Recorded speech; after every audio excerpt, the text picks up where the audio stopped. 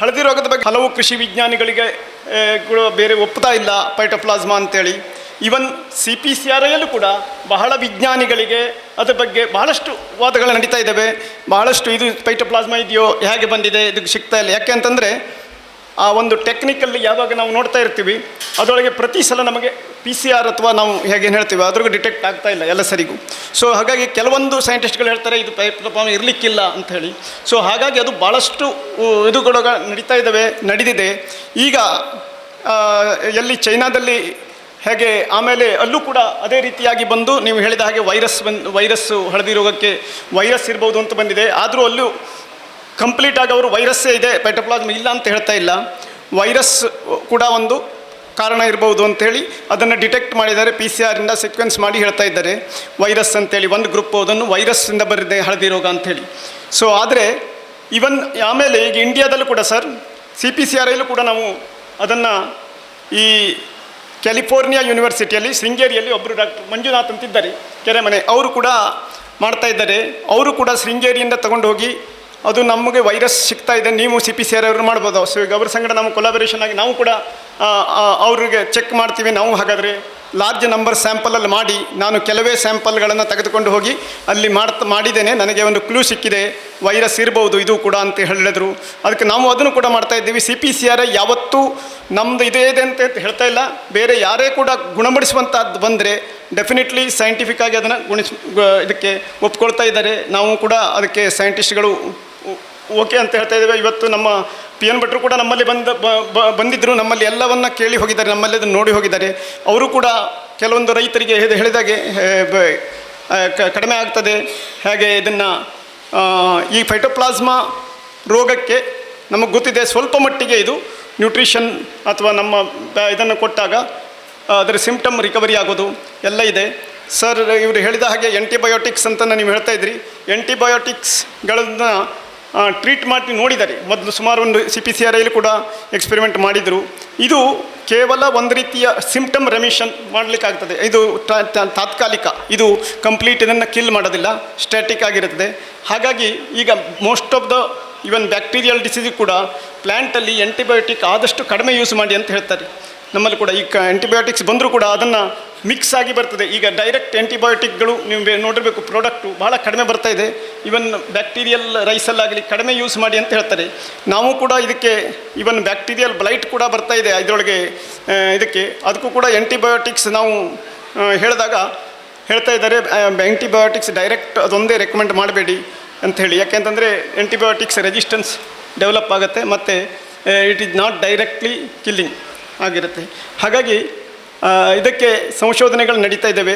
ಎರಡನೇದಾಗಿ ಅದನ್ನು ಕೂಡ ಹೇಳಿದರು ಅವರು, ಹೇಗೆ ವೈರಸ್ ಅಥವಾ ಪೈಟೋಪ್ಲಾಸ್ಮಾ ಆಗಲಿ ವೈರಸ್ ಆಗಲಿ ಅದು ಯಾವುದು ಕೂಡ ನಾವು ಡೈರೆಕ್ಟಾಗಿ ಈ ಫಂಜಿಸೈಡ್ ಹಾಗೆ ಕಿಲ್ ಮಾಡಲಿಕ್ಕೆ ಆಗೋದಿಲ್ಲ. ಅದನ್ನು ನಾವು ರೆಸಿಸ್ಟೆಂಟ್ ವೆರೈಟಿಗಳಿದ್ದರೆ ಅದಕ್ಕೆ ಬೆಸ್ಟು ಕಂಟ್ರೋಲ್ ಮೆಷರ್ಸ್ ಅಂಥೇಳಿ. ಈಗ ರೆಸಿಸ್ಟೆಂಟ್ ವೆರೈಟಿ ಬೇಕು ಅಂತಂದರೆ ಇದರೊಳಗೆ ಯಾವುದೇ ನಮ್ಮಲ್ಲಿ ತಳಿಗಳಿದ್ದಾವೆ ಅದು ಯಾವುದೂ ರೆಸಿಸ್ಟೆಂಟ್ ಇಲ್ಲ. ಅದನ್ನೆಲ್ಲ ಕಡೆಯನ್ನು ನೋಡಿದ್ದಾರೆ, ತಗೊಂಡೋಗಿ ನೆಟ್ಟು ನೋಡಿದ್ದಾರೆ, ಬೇರೆ ಕಡೆ ಅಲ್ಲೂ ಕೂಡ ಹಳದಿ ರೋಗ ಬಂದಿದೆ. ಸೊ ಹಾಗಾಗಿ ಇದನ್ನು ನೋಡಲಿಕ್ಕೆ ಅಂತಂದರೆ ಎಲ್ಲಿ ಹಳದಿ ರೋಗ ಬಂದ ಜಾಗದಲ್ಲಿ ಹೆಲ್ದಿಯಾಗಿರತಕ್ಕಂಥದ್ದನ್ನು ತಂದು ಅದನ್ನು ಮಲ್ಟಿಪ್ಲೈ ಮಾಡಿ ನೋಡಿದ್ದಾರೆ. ಅದನ್ನು ಇದರಿಟ್ಟರೆ ನಿಮಗೆ ಗೊತ್ತಿದೆ ಕ್ರಾಸ್ ಪಾಲಿನೇಷನ್ ಆಗಿರೋದ್ರಿಂದ ಅದನ್ನು ಎಲ್ಲ ಅಡಿಕೆ ಸಸ್ಯಗಳು ರೆಸಿಸ್ಟೆನ್ಸ್ ಇರೋದಿಲ್ಲ.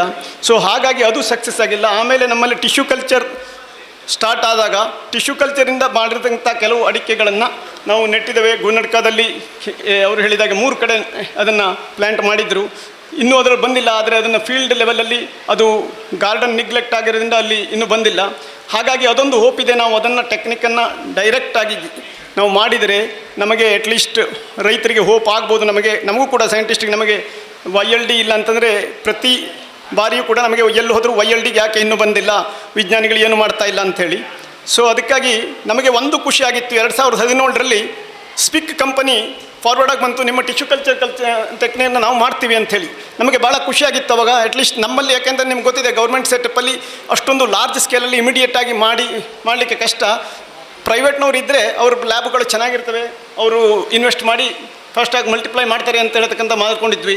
ಆದರೆ ದುರದೃಷ್ಟವಶಾತ್ ಅವರು ತೊಗೊಂಡು ಹೋಗಿ ನೆಕ್ಸ್ಟ್ ಇಯರ್ಲೇ ಸ್ಟಾರ್ಟ್ ಮಾಡೋ ಹೊತ್ತಿಗೆ ಅಲ್ಲಿ ಕೋವಿಡ್ ಸ್ಟಾರ್ಟ್ ಆಗಿದ್ದರಿಂದ ಅವರು ಲ್ಯಾಬೇ ಬಂದಾಗುವಂಥದ್ದು. ಪರ್ಸನ್ ಅವರು ಟ್ರೈನ್ ಆಗಿದ್ದನ್ನು ಅವರು ಬಿಟ್ಟೇ ಬಿಟ್ಟರು ಅರೆಕನಟ್ಟನ್ನು, ಆಮೇಲೆ ಮಾಡ್ತಾನೇ ಇಲ್ಲ. ನಾವು ಇಲ್ಲಿಂದ ಶೃಂಗೇರಿಯಿಂದೆಲ್ಲ ಈ ಬಹಳಷ್ಟು ಇದನ್ನು ಹೆಲ್ದಿ ಮರಗಳದ್ದ ಸಿಂಗಾರವನ್ನೆಲ್ಲ ಕೊಡಿಸಿ ಅದನ್ನು ತಗೊಂಡು ಹೋಗಿ ಎಲ್ಲ ಮಾಡಿದ್ದಾಗಿತ್ತು. ಆದರೆ ಅವರು ಆ ರೀತಿಯಾಗಿ ಅವರಿಗೂ ಮಲ್ಟಿಪ್ಲೈ ಮಾಡಲಿಕ್ಕೆ ಆಗೇ ಇಲ್ಲ. ಮುಂದೆ ಅವರು ಈಗ ನಮ್ಮಲ್ಲೇ ಕೂಡ ಮತ್ತೆ ಅದನ್ನು ಕೂಡ ನಡೆಸ್ತಾ ಇದ್ದೇವೆ. ರಮೇಶ್ ಅವರು, ಮಹೇಶ್ ಅವರು ಎಲ್ಲ ಕೂಡ ನಮ್ಮ ಬಂದು ನೋಡಿ ಹೋಗಿದ್ದಾರೆ ಟಿಶ್ಯೂ ಕಲ್ಚರ್ ಲ್ಯಾಬನ್ನು. ನೀವು ಯಾರೇ ಬಂದರೂ ಕೂಡ ಈಗ ಹೇಳ್ತಾ ಇದ್ದರು CPCR ಏನು ಮಾಡ್ತಾ ಇದೆ ಅಂತೇಳಿ. ನಾನು ಹೇಳ್ತೇನೆ ರೈತರಿಗೆ, ದಯವಿಟ್ಟು CPCRಗೆ ಈಗ ಎಲ್ಲರೂ ನಿಮ್ಮವರೇ ಇದ್ದಾರೆ, ಸೈಂಟಿಸ್ಟ್ಗಳೆಲ್ಲ ನಮ್ಮ ಗೊತ್ತಿದ್ದವರೇ ಇರ್ತಾರೆ. ನೀವು ಬಂದರೆ ಇವತ್ತು ನಾವು ಹೀಗೆ ಬರ್ತಾ ಇದ್ದೀವಿ, ನಮಗೆ ಒಂದು ಸಲ ನೋಡಬೇಕು ಶಿವಶಿಗಲ್ಲಿ ಏನಾಗ್ತಾ ಇದೆ, ನಿಮ್ಮ ಇದೆಲ್ಲ ನೋಡಬೇಕು ಅಂತ ಹೇಳಿದರೆ ದಯಮಾಡಿ ಬನ್ನಿ. ಯಾಕೆಂತಂದರೆ ನಾನು ಹೇಳ್ತಾ ಇರ್ತೇನೆ, ತಮಿಳುನಾಡವರು ನಮ್ಮ CPCR ಕಾಸರಗೋಡಿಗೆ ಪ್ರತಿ ತಿಂಗಳ ಒಂದೊಂದು ಬಸ್ ಜನ ಬರ್ತಾರೆ ಕೋಕೋನಟ್ ಮೇಲೆ ಅದು ಇದು ಎಲ್ಲ ನೋಡ್ಕೊಂಡು ಹೋಗ್ಲಿಕ್ಕೆ ಅಂತೇಳಿ. ನಮ್ಮ ಕರ್ನಾಟಕದಿಂದ ಇಲ್ಲಿ ಮಂಗಳೂರಿಂದ ನಾನು ನೋಡ್ತಾ ಇದ್ದೆ, ನಮ್ಮ ಈ ಕಡೆಯಿಂದ ಯಾರೂ ಬರೋದಿಲ್ಲ. ಸಿರ್ಸಿ ಅಂತಂದ್ರೆ ಯಾವಾಗಲೂ ಬಂದಿದ್ದೆ ನೋಡಿಲ್ಲ ನಾನು ಆ ಕಡೆಯಿಂದ. ನಮ್ಮ ಇಲ್ಲಿ ಒಂದು ಇದೆ ಅಂತೇಳಿ ಗೊತ್ತಿರೋದಿಲ್ಲ ರೈತರಿಗೆ. ಹಾಗೇಳಿ ತಮಿಳುನಾಡು ಮತ್ತು ಆಂಧ್ರದಿಂದ ಎಷ್ಟು ಬರ್ತಾ ಇರ್ತಾರೆ ರೈತರು. ಅಂದರೆ ಯಾವಾಗ ನಮಗೆ ಆಲ್ಟರ್ನೇಟಿವ್ ಇದ್ರಾಗ ನೀವು ನೋಡಿರ್ಬೋದು, ಕಾಸರಗೋಡಲ್ಲಿ ಬಸ್ ಬಂದಿರ್ತದೆ, ಅವ್ರು ನೋಡಲಿಕ್ಕೆ ಅಂತೆಲ್ಲ ಬರ್ತಾರೆ, ಎಲ್ಲ ಏನೇನಾಗಿದೆ ಅಂತೇಳಿ ಕೇಳ್ಕೊಂಡು ಹೋಗ್ಲಿಕ್ಕೆ. ಸೊ ಹಾಗಾಗಿ ಡೈರೆಕ್ಟು CPCRಗೆ ನೋಡಿ, ಈಗ ಬೇರೆ ನೀವು ಇನ್ಸ್ಟಿಟ್ಯೂಟ್ಗಳಿಗೆ ಹೋದರೆ CSIR ಇನ್ಸ್ಟಿಟ್ಯೂಟ್ ಇರ್ಬೋದು, ಅಥವಾ ಈ ಇಸ್ರೋ ಇಂಥ ಇನ್ಸ್ಟಿಟ್ಯೂಟಲ್ಲಿ ಬೇರೆ ಕಾಮನ್ ಜನರಿಗೆ ಇಮಿಡಿಯೇಟ್ ಹೋಗಲಿಕ್ಕೆ ಬಿಡೋದಿಲ್ಲ. ನಮ್ಮ ಅಗ್ರಿಕಲ್ಚರ್ ರೈತರಿಗೆ ಯಾರೇ ಬಂದರೂ ನಮ್ಮಲ್ಲಿ ಯಾವುದೇ ಟೈಮಲ್ಲಿ ಬಂದರೂ ನಾವಿಲ್ಲ ಅಂತ ಹೇಳೋದಿಲ್ಲ. ರೈತರು ಯಾವಾಗಲೇ ಬರ್ಬೋದು, ಯಾವಾಗಲೇ ಬಂದು ನೀವು ಕೇಳ್ಬೋದು. ಏನೇ ಅಂದರೂ ಎಲ್ಲ ಕಡೆಗೂ ಬಂದು ಕೇಳ್ತಾರೆ. ನೀವು ಯಾವಾಗಲೇ ಬಂದು, ನಮ್ಮಲ್ಲಿ ಭಾಳ ಜನ ಬರ್ತಾ ಇರ್ತಾರೆ, ಯಾವಾಗಲೇ ಬಂದರೂ ನಾವು ಅದನ್ನು ನಮ್ಮಲ್ಲಿ ಆದಷ್ಟು ಅದನ್ನ ಬಗ್ಗೆ ಹೇಳ್ತೇವೆ, ಯಾವುದೇ ರೀತಿಯ ತೊಂದರೆ ಇಲ್ಲ. ನಾನು ನೋಡಿದ ಹಾಗೆ ಭಾಳಷ್ಟು ಇನ್ನೂ ಇದೆ, ನಾನು ಇಲ್ಲ ಅಂತ ಹೇಳೋದಿಲ್ಲ.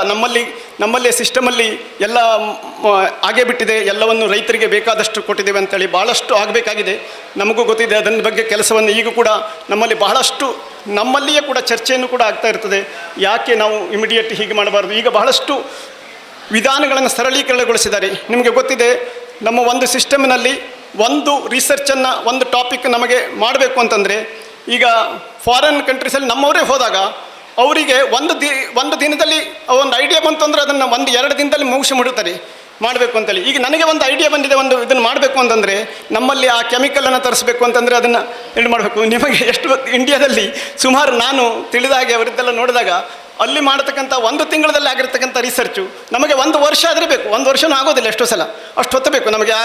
ಆ ರೀತಿಯಾಗಿ ಎಲ್ಲ ಸಲಕರಣೆ ಮಾಡಬೇಕು ಅಂತಂದರೆ ಆ ರೀತಿಯ ಒಂದು ಸಿಸ್ಟಮು ಇದೆ. ಆದರೂ ಅದು ಈಗ ಸರಳವನ್ನು ಅದನ್ನು ನಮ್ಮ ಚರ್ಚೆಯಾಗಿ ಸರಳೀಕರಣ ಮಾಡ್ತಾ ಇದ್ದಾರೆ. ಈಗ ಆಫೀಸ್ ಬಂದಿದೆ, ಇಮಿಡಿಯೇಟ್ ಮಾಡಬೇಕು ಅಂತೇಳಿ. ಆದರೂ ಕೂಡ ನಮ್ಮ ಒಂದು ಸಿಸ್ಟಮ್ನಲ್ಲಿ ಅಷ್ಟು ಸ್ಪೀಡಾಗಿ ಆಗ್ತಾ ಇಲ್ಲ, ಇನ್ನೂ ಆಗಬೇಕು, ಸ್ಪೀಡ್ ಆಗ್ತಾ ಇದೆ. ಈಗೀಗ ಸ್ಪೀಡ್ ಮಾಡಬೇಕು ಅಂಥೇಳಿ ಫೋಕಸ್ ಮಾಡಿ ಅಂತ ಹೇಳ್ತಾ ಇದ್ದಾರೆ. ಈಗ ಕೂಡ ICRಲ್ಲಿ ಆ ರೀತಿಯ ಇದನ್ನು ಬಂದಿದೆ. ಇಂಡಿವಿಜುವಲ್ ಸೈಂಟಿಸ್ಟಿಗೆ ಇಮಿಡಿಯೇಟ್ 1 ಮಂತಲ್ಲಿ ಏನೇನು ಮಾಡ್ತೀರಾ, ಏನೇನು ಅಂತೇಳಿ ಟಾರ್ಗೆಟ್ ಫೋಕಸ್ ಮಾಡಿ ಅಂಥೇಳಿ. ಈಗ every month agriculture minister is going to review the institute. It was not there. ಈಗ ಪ್ರತಿ ತಿಂಗಳು ಕೂಡ ಮಿನಿಸ್ಟರ್ ಡೈರೆಕ್ಟರನ್ನು, ಇಂಡಿವಿಜುವಲ್ ಇನ್ಸ್ಟಿಟ್ಯೂಟ್ ಡೈರೆಕ್ಟರ್ನ, ಮೊದಲು ಇಂಡಿವಿಜುವಲ್ ಡೈರೆಕ್ಟರ್ ಯಾರಿಗೂ ಮಾಡ್ತಿದ್ದಿಲ್ಲ, ಈಗ ಇಂಡಿವಿಜುವಲ್ ಡೈರೆಕ್ಟರ್ ಸಂಗಡ ರಿವ್ಯೂ ಮಾಡ್ತಾ ಇದ್ದಾರೆ ಪ್ರತಿ ಇನ್ಸ್ಟಿಟ್ಯೂಟನ್ನು, ಅಗ್ರಿಕಲ್ಚರ್ ಮಿನಿಸ್ಟರ್ಸು. ಈಗ ಅದಕ್ಕೆ ಹಾಗಾಗಿ ಪ್ರತಿಯೊಂದನ್ನು ಟಾರ್ಗೆಟ್ ಕೊಟ್ಟಿದ್ದಾರೆ. ಎವ್ರಿ 100 ಡೇಸ್ ಅಥವಾ 1 ಇಯರಲ್ಲಿ ಏನೇನು ಮಾಡ್ತೀರಿ ಅಂತೇಳಿ, ಯಾವುದು ಮಾಡಲಿಕ್ಕಾಗುತ್ತೋ ಅದನ್ನು ಕರೆಕ್ಟಾಗಿ ಯಾವ ಟೆಕ್ನಾಲಜಿಯನ್ನು ನೀವು ಮಾಡ್ಬೋದು ಅಂತೇಳಿ ಹೇಳಿ ಅಂತೇಳಿ. ಸೊ ಆ ರೀತಿಯಾಗಿ ಕೂಡ ನಡೀತಾ ಇದೆ. ಸೊ ಹಾಗಾಗಿ ಆಗೋದಿಲ್ಲ ಅಂತ ಹೇಳೋದಿಲ್ಲ, ನಮ್ಮಲ್ಲಿ ಯಾವುದೇ ರೀತಿಯ ಇದು ಇರಬಹುದು. ಈಗ ಹಳದಿ ಎಲೆ ರೋಗ ಇದ್ದಲ್ಲಿ ಮತ್ತೆ ಎಲೆ ಚುಕ್ಕೆ ರೋಗ ಬಂದು ಬಹಳಷ್ಟು ಪ್ರಾಬ್ಲಮ್ ಆಯಿತು. ಎಲೆ ಚುಕ್ಕೆ ರೋಗ ಬಂದಾಗ ಕೂಡ ಅವರು PN ಭಟ್ರು ಅವರು ಹೇಳಿದ್ರು, ಯಾವುದೇ ಫಂಗಸ್ಗಳು ಬಂದಾಗ, ಫೈಟಾಪ್ತರಾ ಬಂದು ಎಷ್ಟು ವರ್ಷ ಆಯಿತು, ಫೈಟಾಪ್ತರಾ ಇನ್ನೂ ಹೋಗ್ತಾ ಇಲ್ಲ. ಫಂಗಸ್ ಒಮ್ಮೆ ಬಂದು ನಮ್ಮ ಸಿಸ್ಟಮ್ನಲ್ಲಿ ಎಸ್ಟಾಬ್ಲಿಷ್ ಆದರೆ ಬಹಳ ಕಷ್ಟ, ಅದನ್ನು ಕಂಪ್ಲೀಟ್ ನಿರ್ಮೂಲನೆ ಮಾಡಲಿಕ್ಕೆ ಆಗೋದಿಲ್ಲ. ಆದರೆ ಅದನ್ನು ಅಟ್ಲೀಸ್ಟ್ ನಾವು ಹೇಗೆ ಹತೋಟಿಯಲ್ಲಿ ಇಟ್ಕೊಳ್ಬೇಕು ಅನ್ನೋದಂತ ನೋಡ್ಕೋಬೇಕು ನಮ್ಮ ಸಸ್ಟೈನಬಲ್ ಇದರೊಳಗೆ. ಆ ರೀತಿಯಾಗಿ ನಾವು ಅದನ್ನು ಇಮಿಡಿಯೇಟ್ಲಾಗಿ ಇದನ್ನು ಮಾಡಿದ್ದೀವಿ. ಅಟ್ಲೀಸ್ಟ್ 1 ಟೈಮ್ ರೈತರಿಗೆ ಎಲ್ಲಿ ನೀವು ನೋಡಿರ್ಬೋದು, ಇದರೊಳಗೆಲ್ಲ ಭಾಳ ಪ್ರಾಬ್ಲಮ್ ಆಗಿತ್ತು ಬಹಳಷ್ಟು ಕಡೆ. ಸೌತ್ ಕೆನರಾದಲ್ಲಿ ಅಷ್ಟೊಂದು ಆಗಿಲ್ಲ, ಎಕ್ಸೆಪ್ಟ್ ಬೆಳ್ತಂಗಡಿ ಮತ್ತು ಕೆಲವೊಂದು ಏರಿಯಾದಲ್ಲಿ ಬಿಟ್ಟರೆ, ನಿಟ್ಟೂರು ಮತ್ತು ಹೊಸನಗರ ಏರಿಯಾದಲ್ಲಿ ಮತ್ತು ಚಿಕ್ಕಮಗಳೂರು ಏರಿಯಾದಲ್ಲಿ ಬಹಳ ಪ್ರಾಬ್ಲಮ್ ಆಗಿತ್ತು. ನಾನು ಕೂಡ ಹೋಗಿದ್ವಿ, ಯಾವುದ್ರ ತೋಟವನ್ನು ನೋಡಿದಾಗ ಭಾಳ ನಮಗೂ ಇದಾಗ್ತಾ ಇತ್ತು, ಕಣ್ಣಲ್ಲಿ ನೀರು ಬರುವಷ್ಟು ಆ ರೀತಿ ಆಗಿತ್ತು ತೋಟ. ಸೊ ಹಾಗಾಗಿ ಅವಕ್ಕೆ ನಮ್ಮ ಕಮಿಟಿ ಕೂಡ ಸೈಂಟಿಫಿಕ್ ಕಮಿಟಿ ಮಾಡಿದ್ರು ಕೇಂದ್ರ ಸರ್ಕಾರದಿಂದ. ಅದರೊಳಗೂ ಕೂಡ ನಾವು ಹೇಳಿದ್ವಿ, ಏನಾದರೂ ಒಂದು ಈ ರೀತಿಯ ಅವರಿಗೆ 1 ಟೈಮ್ ಇದಾಗಿ ಹೆಲ್ಪ್ ಮಾಡಲಿಕ್ಕೆ ಕಂಪ್ಲೀಟ್. ಯಾಕೆ ಅಂತಂದರೆ ಇದನ್ನು ಒಂದು ತೋಟದಲ್ಲಿ ಬಂದಿದೆ ಅವನು ಕಂಟ್ರೋಲ್ ಮಾಡ್ಕೋಬೋದು, ಏನಾದ್ರು ಸ್ಪ್ರೇ ಮಾಡ್ತೀನಿ ಅಂತಂದರೆ ಅದು ಕಂಟ್ರೋಲ್ ಆಗಲಿಕ್ಕಿಲ್ಲ. ಯಾಕೆಂದರೆ ಮತ್ತೆ ಮಳೆ ಬಂದಾಗ ಮತ್ತೊಂದು ಕಡೆ ಹರಡ್ತಾ ಇರ್ತದೆ, ಮತ್ತೊಂದು ಪಕ್ಕದ ತೋಟದವನು ಮಾಡಿಲ್ಲ ಅಂದರೆ ಇದನ್ನು ಮಾಸ್ ಆಗಿ ಮಾಡಬೇಕು. ಹಾಗಾಗಿ ಮಾಸ್ ಕಮ್ಯುನಿಟಿ ಲೆವೆಲಲ್ಲಿ ಕಂಟ್ರೋಲ್ ಮಾಡಿದರೆ ಮಾತ್ರ ಸಾಧ್ಯ ಆಗ್ತದೆ ಅಂತ ಹೇಳಿ ಅದರ ಬಗ್ಗೆ ಹೀಗೆ ಮಾಡಬೇಕು ಅಂತೇಳಿ ಸುಮಾರು ಒಂದು 200 ಕೋಟಿ ಅಷ್ಟು ಪ್ರಾಜೆಕ್ಟನ್ನು ಸ್ಟೇಟ್ ಗೌರ್ಮೆಂಟಿಂದ ಹೀಗೆ ಮಾಡಿದರೆ ಎಲ್ಲರಿಗೂ ಕೊಟ್ಟು ಅದನ್ನು ಕಂಪ್ಲೀಟ್ ಆಗಿ ಮಾಡಿದರೆ ಅಟ್ಲೀಸ್ಟ್ ಒಂದು ನಿಯಂತ್ರಣಕ್ಕೆ ಬರ್ಬೋದು ಅಂತ ಹೇಳಿ ಅದನ್ನು ಶಿಫಾರಸು ಮಾಡಿದರು. ಅದು ಈಗ ಗೌರ್ಮೆಂಟ್ ಕೂಡ, ಎರಡೂ ಗೌರ್ಮೆಂಟ್ಗಳು ಕೂಡ ಒಪ್ಕೊಂಡಿದ್ದೇವೆ. ಆದರೆ ಎಷ್ಟು ಲೇಟ್ ಆಗಿದೆ, ಅದೇ ಹೇಳಿದ್ನಲ್ಲ, ನಮ್ಮಲ್ಲಿ ಟೈಮ್ ಆಗಿದೆ. ಹೋಪ್ಫುಲಿ ಈಗ ನೆಕ್ಸ್ಟ್ ಸೀಸನ್ ಒಳಗಡೆ ಅದು ಬಂದರೆ ಅಟ್ಲೀಸ್ಟ್ ಸ್ವಲ್ಪ ಮಟ್ಟಿಗೆ ಅದನ್ನು ಹತೋಟಿ ಆಗ್ಬೋದು ಅಂತ. ಯಾಕೆಂತಂದರೆ ಇದೊಂದು ಫಂಗಲ್ ಡಿಸೀಸು. ಈಗ ಎಲ್ಲ ವೆದರ್ ಕ್ಲೈಮೇಟ್ ಚೇಂಜ್ ಆಗ್ತಾ ಇದೆ. ಕ್ಲೈಮೇಟ್ ಆದಾಗ ನೀವು ನೋಡಿರಬೇಕು, ಅಡಿಕೆಯಲ್ಲಿ ಮೊದಲು ಯಾವುದೇ ರೀತಿಯ ನಾನು ಅಡಿಕೆಯಲ್ಲಿ ನಾನು ಸಣ್ಣಿದ್ದಾಗ ನಮ್ಮದು ಕೂಡ ತೋಟ ಇದೆ, ಯಾವುದೇ ಕೀಟನಾಶಕವಂತಂದು ನಾವು ಕೇಳೇ ಇರಲಿಲ್ಲ. ಅಡಿಕೆಯಲ್ಲಿ ಕೀಟನಾಶಕ ಬಳಸ್ತಾರೆ ಅಂಥೇಳಿ, ಎಕ್ಸೆಪ್ಟ್ ಬೋರ್ಡೋ ಮಿಕ್ಸರ್ ನಾನು ಸಣ್ಣಿದ್ದಾಗಿಂದ ಎಲ್ಲೂ ನೋಡಿಲ್ಲ. ಈವನ್ ನಮಗೆ ಕೀಟಗಳ ಬಗ್ಗೆ ಕಲಿಸ್ತಾನೂ ಇರಲಿಲ್ಲ ಹೆಚ್ಚಿಗೆ, ಎಕ್ಸೆಪ್ಟ್ ಇದು ನಿಮ್ಮ ಬೇರುಹುಳವನ್ನು ಬಿಟ್ಟರೆ ಅಡಿಕೆಯಲ್ಲಿ ನಮಗೆ ಕ್ಲಾಸ್ ತೊಗೊಳ್ಬೇಕಾದ್ರೂ ಕೂಡ BSc ಅಗ್ರಿ MSc ಅಗ್ರಿಯಲ್ಲಿ ಅಡಿಕೆಯಲ್ಲಿ ಬೇರುಹುಳ ಬಿಟ್ಟರೆ ಬೇರೆ ಯಾವ ಕೀಟಗಳ ಬಗ್ಗೆ ಹೇಳ್ತಾ ಇರಲಿಲ್ಲ. ಆದರೆ ಈಗ ಒಂದು ಕೀಟಗಳು ಬಂದು ಇದು ಬಂದಿದೆ. ಆಮೇಲೆ ನಿಮಗೆ ಬೇರೆ ಬೇರೆ ರೋಗಗಳು, ಈಗ ಸಿಂಗಾರ ಒಣಗ ರೋಗ ಬಂತು. ಹಾಗಾಗಿ ಭಾಳಷ್ಟು ಕ್ಲೈಮೇಟ್ ಕೂಡ ಚೇಂಜ್ ಆಗೋದ್ರಿಂದ ಮತ್ತು ನಮ್ಮ ಕಲ್ಟಿವೇಷನ್ ಪ್ರಾಕ್ಟೀಸ್ಗಳು ಭಾಳಷ್ಟು ಚೇಂಜ್ ಆಗಿದ್ದಾವೆ. ನಿಮಗೆ ಗೊತ್ತಿದೆ ಹೇಗೆ ಇತ್ತು, ನಾವು ಸಣ್ಣವರಿದ್ದಾಗ ನಮ್ಮಲ್ಲಿ ಅಡಿಕೆಯ ಕಲ್ಟಿವೇಷನ್ ಹೇಗಿತ್ತು. ಈಗ ನಾನು ಕೂಡ ಇದ್ದಾಗ ನಮ್ಮಲ್ಲೆಲ್ಲ ಯಾವ ರೀತಿಯನ್ನು ಮಾಡ್ತಾಯಿದ್ರು. ನಾವು ಬ್ಲ್ಯಾಕ್ ಪೆಪ್ಪರ್, ಕಾರ್ಡಮಮ್ ಮತ್ತು ಬಾನಾನ ಮತ್ತು ಅಡಿಕೆ, ಇದು 4 ಇರ್ತಿತ್ತು ನಮ್ಮ ತೋಟದಲ್ಲಿ. ಅಷ್ಟು ಇರ್ತಿತ್ತು. ನಮ್ಮದೊಂದು ಸಣ್ಣ 3 ಎಕರೆ ಜಮೀನಿನಲ್ಲಿ ನಮ್ಮ ತಂದೆಯವರು ಫುಲ್ ಎಲ್ಲವನ್ನೂ ಮಾಡ್ತಾಯಿದ್ರು, ಚಿಕ್ಕಪ್ಪ ಅವರೇ ಮಾಡ್ಕೊಳ್ತಿದ್ರು.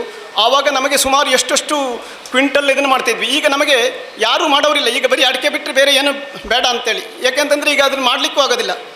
ಯಾಕೆಂತಂದರೆ 4 ಬೆಳೆಗಳಿದ್ದರೆ ಅಷ್ಟೊಂದು ಕೆಲಸ ಇರ್ತದೆ, ಕಂಟಿನ್ಯೂಸ್ ಫೀಲ್ಡಲ್ಲಿ ಇರಬೇಕು. ಈಗ ಮನೆಯಲ್ಲೆಲ್ಲ ನ್ಯೂಕ್ಲಿಯರ್ ಫ್ಯಾಮಿಲಿ ಆಗಿದ್ದಾವೆ, ಎಲ್ಲರೂ ಒಬ್ಬರು ಇಬ್ಬರು ಇರ್ತಾರೆ. ತೋಟದಲ್ಲಿ ಕಂಟಿನ್ಯೂಸ್ ಮಾಡಲಿಕ್ಕೆ ಆಗೋದಿಲ್ಲ ಯಾರಿಗೂ. ಹಾಗೇಳಿ ಬೇರೆ ತಂದು ಮಾಡಿಸ್ಲಿಕ್ಕೂ ಆಗ್ತಾ ಇಲ್ಲ. ಸೊ ಈ ರೀತಿಯಾಗಿ ಪ್ರಾಬ್ಲಮ್ಗಳಿದ್ದಾವೆ. ಸೋಷಿಯಲ್ ಸಿಸ್ಟಮ್ ನಮ್ಮಲ್ಲಿ ಚೇಂಜ್ ಆಗಿರೋದು, ಕಲ್ಟಿವೇಷನ್, ಇದರಿಂದಾಗಿ ಬೇರೆ ಬೇರೆ ರೀತಿಯ ಇದು ಚೇಂಜ್ ಆಗಿದೆ. ಸೊ ಆದಷ್ಟು ಅದಕ್ಕೆ ರೀತಿಯಾಗಿ ನಾವು ಹೇಗೆ ಮಾಡಬೇಕು ಹೇಳುವುದನ್ನು ಮಾಡಿಕೊಂಡ್ರೆ ಈಗ ಆದಷ್ಟು ಯಾವ ರೀತಿಯ ರೋಗ ಮತ್ತು ಇದನ್ನೆಲ್ಲ ಸ್ವಲ್ಪ ಸ್ಟಡಿ ಮಾಡಿಕೊಂಡು ಈ ಒಂದು ಸಂದರ್ಭದಲ್ಲಿ ಬೇರೆ ಬೇರೆಗಳು ಬರ್ತಾ ಇರ್ತವೆ. ಆದಷ್ಟು ನಂಬ್ಕೊಳ್ಬೇಡಿ. ಯಾರು ಪ್ರೈವೇಟ್ನವ್ರು ಬಂದರು ಹೇಳಿದ್ರು ಇದನ್ನು ಹಾಕ್ಬಿಡಿ ಅಂತ ಹೇಳಿ ಹಾಗೆ ಹಾಕ್ಲಿಕ್ಕೆ ಹೋಗಬೇಡಿ. ನಿಮ್ಮನ್ನು ಪರೀಕ್ಷೆ ಮಾಡ್ಕೋಬೇಕು. ನೀವೇ ಒಂದು ಸಣ್ಣ ಜಾಗದಲ್ಲಿ ಹಾಕಿ ಇವ್ರು ಹೇಳಿದಾಗೆ ನೀವು ನೋಡ್ಕೊಳ್ಳಿ, ನಿಮಗೆ ಕನ್ವಿನ್ಸ್ ಆಗ್ತದೆ ಅಂತಂದರೆ ಆ ರೀತಿಯಾಗಿ ಮಾಡ್ಕೊಳ್ಳಿ. ನಾನು ಹೇಳ್ತಾ ಇದ್ದೇನೆ, ನನಗೂ ಕೇಳ್ತಾ ಇದ್ದಾರೆ, ಸರ್ ನಾನು ನಿಮ್ಮಲ್ಲಿ ಏನೋ ಇದನ್ನು ಬೋರ್ಡೋ ಮಿಕ್ಸರಿಗೆ ಅಲಗ್ ಕಂಡು ಹಿಡಿದ್ಬಿಟ್ಟಿದ್ದೀರಂತೆ, ವೆಂಡಿ ಪ್ರೊಪಮಿಡ್ ಅಂತೇಳಿ. ಹೌದಾ? ಹೌದು, ಚೆನ್ನಾಗಿ ನಮ್ಮ ಇದರೊಳಗೆಲ್ಲ ಮಾಡಿದ್ದೇವೆ. ಆದರೆ ಅದನ್ನು ನೀವು ನಿಮ್ಮಲ್ಲಿ ಎಲ್ಲಿ ಜಾಸ್ತಿ ಕೊಳೆ ಬಂದಿದೆ ಅಲ್ಲೂ ಹೊಡೆದು ನೋಡ್ಕೊಳ್ಳಿ, ನೀವು ನೋಡ್ಕೊಳ್ಳಿ. ನಮ್ಮನ್ನೇನು ಸೀದಾ ಹಾಗೆ. ಯಾಕೆ ಅಂತಂದರೆ ಇದು ಇನ್ನೂ ಫಂಜಿಸೈಡ್ಗಳು ರೆಕಮೆಂಡ್ ಮಾಡಬೇಕಾದ್ರೆ ಲೇಬಲ್ ಕ್ಲೇಮ್ ಆಗಬೇಕು. ಕಂಪನಿಯವರು ಅದನ್ನು ತಾವು ಈ ಬೆಳೆಗೆ ಎಕ್ಸ್ಟೆಂಡ್ ಮಾಡಬೇಕು. ಅದು CIRBCಯಿಂದ ರಿಜಿಸ್ಟರ್ ಆಗಿಲ್ಲ, ಆ ಟೈಪ್ ಆಗಿಲ್ಲ. ಆದರೆ ರೈತರು ನೀವು ಉಪಯೋಗಿಸ್ತೀರಿ ಅಂತಂದರೆ ನಿಮ್ಮ ಬೆಳೆಯಲ್ಲಿ ನೀವು ಉಪಯೋಗಿಸಿ ನೋಡ್ಕೊಳ್ಳಿ. ನಿಮ್ಮಲ್ಲಿ ಎಲ್ಲಿ ಕೊಳೆ ಬಂದಿದೆ ಅಲ್ಲಿ ಮ್ಯಾಂಡಿಪ್ರೋಮೇಟ್ ಒಂದು ಸ್ವಲ್ಪ ಹೊಡೆದು ನೋಡಿ, ನಿಮಗೆ ಅದರಿಂದ ಕನ್ವಿನ್ಸ್ ಆಗಿದೆ 2 ವರ್ಷ ಹಾಕ್ಕೊಂಡು ಅಂತಂದರೆ ಮಾತ್ರ ಯೂಸ್ ಮಾಡಿ ಅಂತೇಳಿ ಹೇಳ್ತಾ ಇರ್ತೇನೆ. ನಾವು ಮಾಡಿರ್ತಕ್ಕಂಥ ಕೆಲವೊಂದು ರಾಡನ್ಗಳು ಒಳ್ಳೆಯದಾಗಿ ಸಿಕ್ಕಿದೆ, ಇಲ್ಲ ಅಂತ ಹೇಳೋದಿಲ್ಲ. ನಮಗೆ ಇದರೊಳಗೆ ಹಾಗೆ ಸಿಕ್ಕಿದೆ. ಬೋರ್ಡೋ ಮಿಕ್ಸರ್ ಸಂಗಡ ಕಂಪೇರ್ ಮಾಡಿದ್ದೇವೆ. ಅದೇ ರೀತಿಯಲ್ಲಿ ಮ್ಯಾಂಡಾಪ್ರೋಪಮಿಡಲು ಚೆನ್ನಾಗಿ ಸಿಕ್ಕಿದೆ. ಆದರೆ ಭಾಳ ಕಾಸ್ಟ್ಲಿ ಆಗುತ್ತದೆ. ನಾವು ಅದನ್ನು ಕೂಡ ಹೇಳ್ತಾ ಇದ್ದೀವಿ, ಇದು ಭಾಳ ಕಾಸ್ಟ್ಲಿ ಇದೆ. ಅದು ಈ ವರ್ಷ ಮತ್ತು 1,000 ಜಾಸ್ತಿ ಮಾಡಿದ್ದಾರೆ ಅವರು ಲೀಟ್ರಿಗೆ. ಸಿಂಜೆಂಟಾ ಕಂಪನಿದದು, ಅದು ಮತ್ತೂ ಜಾಸ್ತಿ ಆಗಿದೆ. ಸೊ ಆದರೆ ಅದು ಒಂದು ಮಾತ್ರ ನಮಗೆ ಬೋರ್ಡೋ ಮಿಕ್ಸರ್ ಹಾಗೆ ಫುಲ್ ಪ್ರೊಟೆಕ್ಷನ್ ಸಿಕ್ಕಿತ್ತು. ಬೇರೆ ಸಿಸ್ಟಮಿಕ್ ಫಂಜಿಸೈಡಲ್ಲಿ ಅಷ್ಟು ಪ್ರೊಟೆಕ್ಷನ್ ಸಿಕ್ಕಿರಲಿಲ್ಲ. ಸೊ ಹಾಗಾಗಿ ಅದನ್ನು ನಾವು ಟೆಸ್ಟ್ ಮಾಡಿದ್ದೀವಿ. ಇನ್ನು ರೈತರಿಗೂ ಅದನ್ನು ನಾನು ಕೇಳ್ತಾ ಇದ್ರು, ಬೇರೆ ಕಡೆ ನಾವು ಯೂಸ್ ಮಾಡ್ಬೋದು ಅಂಥೇಳಿ ಅವರಿಗೂ ಹೇಳಿದ್ದೀವಿ. ಆದಷ್ಟು ನೀವು ನಿಮ್ಮ ತೋಟದಲ್ಲಿ ಎಲ್ಲಿ ಜಾಸ್ತಿ ಬೋರ್ಡೋ ಮಿಕ್ಸರ್ ಹೊಡಿತಾ ಇದ್ದೀವಿ, ನಮ್ಗೆ ಬರ್ತಾನೆ ಇದೆ. ಆದರೂ ಪ್ರತಿ ವರ್ಷವೂ ನಿಮ್ಗೆ ಏನೇನು ಆಲ್ಟರ್ನೇಟಿವ್ ಇಲ್ಲ ಅಂತ ಹೇಳ್ತಾ ಇದ್ರಲ್ಲ, ಅಲ್ಲಿ ಬೇಕಾದರೆ ನೀವು ಸ್ವಲ್ಪ ಜಾಗದಲ್ಲಿ ಹೊಡೆದು ನೋಡ್ಕೊಳ್ಳಿ. ಅದನ್ನು ಡೆಫಿನೆಟ್ಲಿ ನಿಮಗೆ ಕಡಿಮೆ ಆಗಿದೆ ಅಂತ ಅನಿಸಿದರೆ ನೀವು ಅದನ್ನು ನಮಗೂ ಕೂಡ ಫೀಡ್ಬ್ಯಾಕ್ ಕೊಡಿ. ಹೌದು ಸರ್, ನೀವು ಹೇಳಿದಾಗೆ ಅದರಿಂದ ಮಾಡೋದಲ್ಲಿ ನಮಗೆ ಈ ವರ್ಷ ಬಂದಿಲ್ಲ, ನಾವು ಮೊದಲು ಯಾವಾಗಲೂ ಬೋರ್ಡೋ ಮಿಕ್ಸರ್ ಹೊಡೆದ್ರಲ್ಲಿ ಯಾವಾಗಲೂ ಬರ್ತಾ ಇತ್ತು, ಈಗ ನಾವು ಮಾಡೋದಲ್ಲಿ ಬರೋದಿಲ್ಲ ಅಂತ ಹೇಳಿ ನಿಮಗಿದ್ರೆ ಅದನ್ನು ಫೀಡ್ಬ್ಯಾಕ್ ಕೂಡ ನಮಗೂ ಕೊಡಿ. ಅದರಿಂದ ನಮಗೂ ಸಹಾಯ ಆಗುತ್ತದೆ, ನಿಮಗೂ ಉಪಯೋಗ ಆಗುತ್ತದೆ. ಈ ರೀತಿ ನಾವು ಕೂಡ ರೈತರಿಗೆ ಹೇಳಿರ್ತಕ್ಕಂಥದ್ದನ್ನು ಮಾಡ್ತಾ ಇದ್ದೇವೆ, ಮಾಡಲಿಕ್ಕೆ ರೆಡಿ ಇದ್ದೇವೆ. ನಿಮ್ಮೆಲ್ಲ ಸಲಹೆಗಳಿದ್ದರೆ ಈ ರೀತಿಯ ಒಂದನ್ನು ಮಾಡಬೇಕು ಅಂತ ಹೇಳಿದರೆ ಅದನ್ನು ವೈಜ್ಞಾನಿಕವಾಗಿ ನಮ್ಮ ಕೌನ್ಸಿಲಲ್ಲಿ ಇಟ್ಟು ಅದನ್ನು ಅಫ್ಕೋರ್ಸ್ ನಾವು ತಗೊಳ್ಬೇಕಾದ್ರೆ ಪ್ರಾಜೆಕ್ಟಾಗಿ ತಗೊಳ್ಬೇಕಾದ್ರೆ ನಮ್ಮ ರಿಸರ್ಚ್ ಕೌನ್ಸಿಲಲ್ಲಿ ಅಪ್ರೂವಲ್ ಬೇಕು ನಮಗೆ. ನಾವು ಸುಮ್ಮನೆ ನನಗೆ ಒಂದು ಬೇಕು ಅಂತ ಯಾರೋ ರೈತರು ನನಗೆ ಹೇಳಿದ್ದಾರೆ ಹಾಗೆ ಮಾಡಲಿಕ್ಕೆ ಆಗೋದಿಲ್ಲ. ಬಟ್ ಅದನ್ನು ನಾವು ರಿಸರ್ಚ್ ಕೌನ್ಸಿಲಲ್ಲಿ ಮುಂದಿಡ್ತೇವೆ, ನಾವು ಹೀಗೆ ಮಾಡಬೇಕು ಅಂತೇಳಿ. ಡೆಫಿನೆಟ್ಲಿ ಅದನ್ನು ಕೂಡ ನಾವು ಮಾಡಲಿಕ್ಕೆ ರೆಡಿ ಇದ್ದೇವೆ. ಇಷ್ಟನ್ನು ಹೇಳ್ತೇನೆ. ನಿಮ್ಮಲ್ಲಿ ಏನಾದರೂ ಕ್ವೆಶನ್ಸ್ಗಳಿದ್ದರೆ ಪರ್ಟಿಕ್ಯುಲರ್ ಸ್ಪೆಸಿಫಿಕ್ ಆಗಿ ನಮ್ಮ ಇದಕ್ಕೆ ಆನ್ಸರ್ ಮಾಡ್ತೀನಿ. Thank you. ಹಾಂ ಹಾಂ ಹ್ಞೂ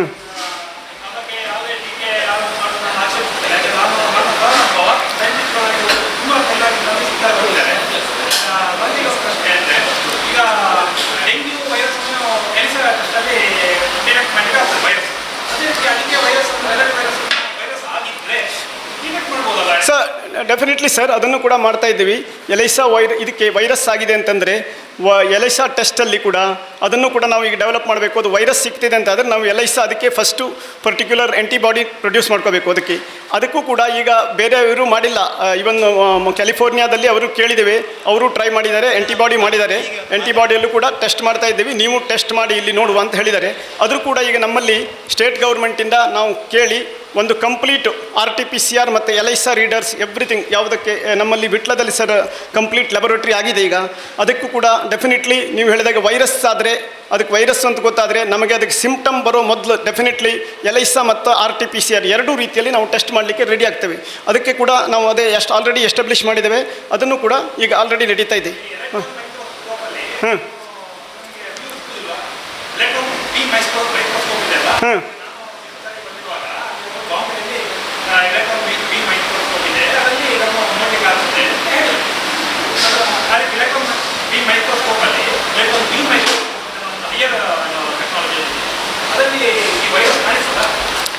ಈ ವೈರಸ್ಸನ್ನು ಮತ್ತು ಫೈಟೋಪ್ಲಾಸ್ಮವನ್ನು ಇಲೆಕ್ಟ್ರಾನ್ ಮೈಕ್ರೋಸ್ಕೋಪಲ್ಲಿ ನೋಡ್ಬೋದು. ಅದನ್ನು ಕೂಡ ಎಲ್ಲ ವೈರಸ್ಸಿಗೆ ಸ್ವಲ್ಪ ಇದು ಬೇಕಾಗುತ್ತೆ, ಅದರ ಕಾನ್ಸಂಟ್ರೇಷನ್ ಮೇಲೆ ಹೋಗುತ್ತೆ. ವೈರಸ್ಸು ಮತ್ತು ಫೈಟೋಪ್ಲಾಸ್ಮ ಯಾವ ಕಾನ್ಸಂಟ್ರೇಷನ್ಲಿದೆ, ಯಾವ ಟೈಮಲ್ಲಿ ಕಾನ್ಸಂಟ್ರೇಷನ್ ಇರ್ತದೆ ಅದರೊಳಗೆ ಜಾಸ್ತಿ, ಆ ಟೈಮಲ್ಲಿ ಅದನ್ನು ನೋಡಿದರೆ ನಮಗೆ ಇಮಿಡಿಯೇಟ್ ಕಾಣುತ್ತದೆ. ಯಾವುದ್ರೊಳಗೆ ಹಾಂ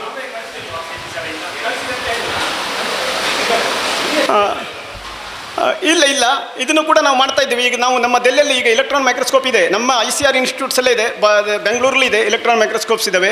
ನಾವು ಅದಕ್ಕೂ ಕೂಡ ಇದನ್ನು ಮಾಡ್ತಾ ಇದ್ದೀವಿ. ಇಲೆಕ್ಟ್ರಾನ್ ಮೈಕ್ರೋಸ್ಕೋಪಲ್ಲಿ ಈ ವೈರಸ್ ಫೈಟೋಪ್ಲಾಸ್ಮ ಆಲ್ರೆಡಿ ಮಾಡಿದ್ದಾರೆ, ನಮ್ಮಲ್ಲೇ ಇತ್ತು ಮೊದಲು ಇಲೆಕ್ಟ್ರಾನ್ ಮೈಕ್ರೋಸ್ಕೋಪು, ಅದರೊಳಗೆ ಮಾಡಿದ್ದು ATSಲ್ಲೇ ಮಾಡಿದ್ದಾರೆ. ಈಗ ಅದಕ್ಕೆ ವೈರಸ್ಸನ್ನು ಕೂಡ ಈ ವೈರಸ್ ಇದೆ ಅಂತಂದರೆ ವೈರಸ್ ಕಾಣಬೇಕಿತ್ತು. ಆವಾಗ ಅವರು ವೈರಸ್ ಏನು ರಿಪೋರ್ಟ್ ಇಲ್ಲ, ಯಾರೂ ಮಾಡಿಲ್ಲ, ವೈರಸ್ ನಮಗೆ ಸಿಕ್ಕಿದೆ ಅಂತೇಳಿ ಇನ್ನುವರೆಗೆ ಬಂದಿಲ್ಲ. ಈಗ ಈ ವೈರಸ್ PCR ಮೂಲಕ ಡಿಟೆಕ್ಟ್ ಆಗಿದೆ. ಹಾಗಾಗಿ ಅದು ಇದೆಯೋ ಇಲ್ಲೋ ಅಂತ ಅಥವಾ ಯಾವ ಟೈಮಲ್ಲಿ ಬೇರೆ ಟೈಮಲ್ಲಿ ತೆಗೆದು ನೋಡಬೇಕು ಮತ್ತು ಯಾವ ಟಿಶ್ಯೂದಲ್ಲಿ ಸಿಗುತ್ತೆ ಅಂತೇಳಿ. ಈಗ ಸಣ್ಣ ಆ್ಯನ್ಯುವಲ್ ಪ್ಲ್ಯಾಂಟಲ್ಲಾದರೆ ಈಸಿ ಟು ಲೀಫಲ್ಲಿ ನಾವು ತೆಗೆದರೆ ಸಿಗುತ್ತೆ ಯೂಸ್ವಲಿ. ಈ ನಮ್ಮ ಪೆರಿನಿಯಲ್ ಕ್ರಾಪಲ್ಲಿ ಯಾವ ಟಿಶ್ಯೂದಲ್ಲಿ ಅದರಲ್ಲಿ ಕಾನ್ಸಂಟ್ರೇಷನ್ ಜಾಸ್ತಿ ಇರುತ್ತದೆ ಆ ಕಾನ್ಸಂಟ್ರೇಷನ್ ಹುಡುಕಬೇಕಾಗಿದೆ. ಸೊ ಹಾಗಾಗಿ ಅದನ್ನು ಕೂಡ ಈಗ ಮಾಡ್ತಾ ಇದ್ದೇವೆ ನಾವು ಎಲೈಸಾ ಟೆಸ್ಟನ್ನು. ಇದಕ್ಕೂ ಕೂಡ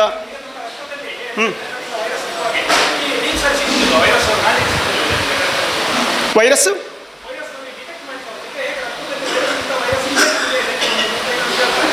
ವೈರಸ್ಸನ್ನು ನಮ್ಮಲ್ಲೂ ಕೂಡ ಅದೇ ಲೀಫಲ್ಲಿ ಅಲ್ಲ, ಇದು ಫೈಟೋಪ್ಲಾಸ್ಮಾ ಮತ್ತು ವೈರಸ್ ಅಂತಂದು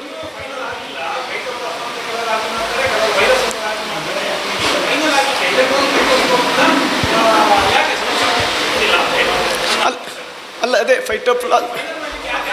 ಅದೇ ಅದೇ ಈಗ ಎಲ್ಲ ವೈರಸ್ ಮತ್ತು ಇದನ್ನು ಕೂಡ ಇಲೆಕ್ಟ್ರಾನ್ ಮೈಕ್ರೋಸ್ಕೋಪಲ್ಲಿ ಎಲ್ಲ ಪ್ಲ್ಯಾಂಟ್ಗಳಿಂದ ಇಮಿಡಿಯೇಟಾಗಿ ನೋಡಲಿಕ್ಕಾಗೋದಿಲ್ಲ. ಎಲ್ಲದಕ್ಕೂ ಇದು ಸಿಗೋದಿಲ್ಲ. ನಮ್ಮ ಈ ರಕ್ತದಲ್ಲಿ ಇದ್ದ ಹಾಗೆ ಕಂಪ್ಲೀಟ್ ಡಿಸ್ಟ್ರಿಬ್ಯೂಷನ್ ಇರೋದಿಲ್ಲ ಈ ವೈರಸ್ ಪಾರ್ಟಿಕಲ್ಗಳು. ಈಗ ನಮ್ಮಲ್ಲಿ ಫೈಟೋಪ್ಲಾಸ್ಮಾ ಇದೆ, ನಿಮಗೆ ಎಲ್ಲೋ ಆಗಿದೆ ಅಂತಂದರೆ ಫೈಟೋಪ್ಲಾಸ್ಮಾ ಆ ಲೀಫಲ್ಲಿ ಎಲ್ಲೋ ಆಗಿದೆ ಅಲ್ಲಿದೆ ಅಂತಲ್ಲ, ಅದು ಬೇರೆ ಕಡೆ ಇದ್ದರೆ ಅದನ್ನು ಇಫೆಕ್ಟು ಅಲ್ಲಿ ತೋರಿಸ್ತದೆ ಅಷ್ಟೇ. ಅದು ಬೇರೆ ನಿಮ್ಮ ಸಿಸ್ಟಮಲ್ಲಿ ಇಲ್ಲಿ ಆಲ್ಟ್ರೇಷನ್ ಮಾಡ್ತದೆ ಮೆಟಬಾಲಿಸಮನ್ನು, ಅದು ಅಲ್ಲಿ ಡಿಫ್ಲೆಕ್ಟ್ ಆಗ್ತದೆ. ಸೊ ಹಾಗಾಗಿ ಅದು ಎಲ್ಲಿ ಲೊಕೇಟ್ ಆಗಿರ್ತದೆ, ಇಟ್ ಈಸ್ ನಾಟ್ ಕಂಪ್ಲೀಟ್ಲಿ ಇದರೊಳಗೆ ಎಲ್ಲ ಸೆಲ್ಲಲ್ಲೂ ಸಿಗ್ತಾ ಇರೋದಿಲ್ಲ. ಸೊ ಹಾಗಾಗಿ ಅದನ್ನು ನಾವು ನೋಡಬೇಕಾದ್ರೆ ಅದನ್ನು ಕೊಟ್ಟಿದ್ದಾರೆ ಭಾಳ ಜನರು ಇಲೆಕ್ಟ್ರಾನ್ ಮೈಕ್ರೋಸ್ಕೋಪ್ ಮಾಡಿದಾಗ ನಮಗೆ ಫೈಟೋಪ್ಲಾಸ್ಮಾ ಕಾಣ್ತಾ ಇಲ್ಲ, ಇದು ಫೈಟೋಪ್ಲಾಸ್ಮಾ ಇಲ್ಲೇ ಇಲ್ಲ ಅಂತೇಳಿ ಹೇಳಿದ್ದಾರೆ. ಅದಕ್ಕೆ ಅದೇ ರೀತಿ PCR ಮಾಡಿದವರು PCR ನಮಗೆ ಸಿಗ್ತಾ ಇಲ್ಲ, ಏನು ಫೈಟೋಪ್ಲಾಸ್ಮಾ, ಇದು ಫೈಟೋಪ್ಲಾಸ್ಮನೇ ಅಲ್ಲ ಅಂತ ಹೇಳ್ತಾ ಇದ್ದಾರೆ. ಕೆಲವು ಜನರಿಗೆ ಸಿಗುತ್ತೆ, ಅವರು ಓಕೆ ಇದು ಇಸ್ ದೇರ್ ಅಂತ ಹೇಳ್ತೇವೆ. ಹಾಗಾಗಿ ಡಿಫ್ರೆಂಟ್ ಸೀಸನ್ನಲ್ಲೂ ಕೂಡ ಮಾಡಿದ್ದೀವಿ ನಾವು, ಡಿಫ್ರೆಂಟ್ ಟೈಮ್ಸಲ್ಲಿ ಕೂಡ ಮಾಡಿದ್ರು ಕೂಡ ಕರೆಕ್ಟಾಗಿ ಒಂದು ಜಡ್ಜ್ಮೆಂಟಿಗೆ ಇದನ್ನು ಕೊಡಲಿಕ್ಕೆ ಆಗ್ತಾ ಇಲ್ಲ. ಅದಕ್ಕೆ ನಾವು ಕೂಡ ಬೇರೆ ಬೇರೆ ಫೈಟೋಪ್ಲಾಸ್ಮಾದ ಮೇಲೆ ಈಗ PN ಭಟ್ರು ಅವರು ಹೇಳಿದ್ರು, ರಾವ್ ಅವರು ಫೈಟೋಪ್ಲಾಸ್ಮಾದಲ್ಲಿ ಮಾಡಿದ್ದಾರೆ ಅಂತ ಹೇಳಿ ಅವರು ಕೂಡ ನಮ್ಮಲ್ಲಿ ಬಂದಿದ್ದರು. ಅವ್ರ ಹತ್ರ ಕೂಡ ನಾವು ಡಿಸ್ಕಷನ್ ಮಾಡಿದ್ವಿ. ಅವರು ಕೂಡ ನಮ್ಮಲ್ಲಿ ಟಿಶ್ಯೂವನ್ನು ತೆಗೆದುಕೊಂಡು ಹೋಗಿ ಎಲ್ಲ ಮಾಡಿದ್ದಾರೆ ಅರೆಕನಟ್ಟಲ್ಲಿ. ಅವರು ಕೂಡ ಫೈಟೋಪ್ಲಾಸ್ಮಾ ಇದೆ ನಮಗೆ ಸಿಗ್ತಾ ಇದೆ ಅಂತ ಹೇಳಿದ್ರು. ಆಮೇಲೆ ಆದರೆ ಕಂಟಿನ್ಯೂಸ್ ಆಗಿ ಸಿಂಪ್ಟಮ್ ಬರೋ ಮೊದಲು ಅಥವಾ ಸಿಂಪ್ಟಮ್ ಬಂದಿರೋ ಪ್ಲ್ಯಾಂಟಲ್ಲೆಲ್ಲ ನಮಗೆ ಅದನ್ನು ಡಿಟೆಕ್ಟ್ ಮಾಡಬೇಕು. ನಮಗೆ ಈಗ ಸಣ್ಣ ಸಸಿ ಇದೆ ಅಂತಂದರೆ ಅದರೊಳಗೆ ಸಿಂಪ್ಟಮ್ ಬಂದಿಲ್ಲ, ಆದಮೇಲೆ ಈಗ ಅದನ್ನು ಇದರೊಳಗೆ ಬರ್ಬೋದಾ, ಇನ್ನು 2 ವರ್ಷ ತಡೆದು ಅದಕ್ಕೆ ಸಿಂಪ್ಟಮ್ ಬರ್ಬೋದಾ, YLD ಆಗ್ಬೋದು. ಅದಕ್ಕೆ ಅದನ್ನು ನೋಡಬೇಕು ಅಂತಂದರೆ ಅದರೊಳಗೆ ಫೈಟೋಪ್ಲಾಸ್ಮಾ ಯಾವುದು ಹಾಂ ಇಲ್ಲ ಬ್ಯಾಕ್ಟೀರಿಯಾ ಆದರೆ ಅವರು ಹೇಳಿದ್ರಲ್ಲ, ಈಗ ಸರ್ ಹೇಳ್ತಾ ಇದ್ರು ಕಲ್ಚರ್ ಮಾಡ್ಬೋದು. ಈ ವೈರಸ್ ಮತ್ತು ಫೈಟೋಪ್ಲಾಸ್ಮಾ ಇದೆಯಲ್ಲ, ಅದನ್ನು ನಾವು ಇದರೊಳಗೆ ಕಲ್ಚರ್ ಮಾಡಿ ಲ್ಯಾಬೊರೇಟರಿಯಲ್ಲಿ ಬೆಳೆಸಲಿಕ್ಕೆ ಆಗೋದಿಲ್ಲ. ಹಾಗಾಗಿ ಅದು ಪ್ರಾಬ್ಲಮ್ ಆಗಿದೆ.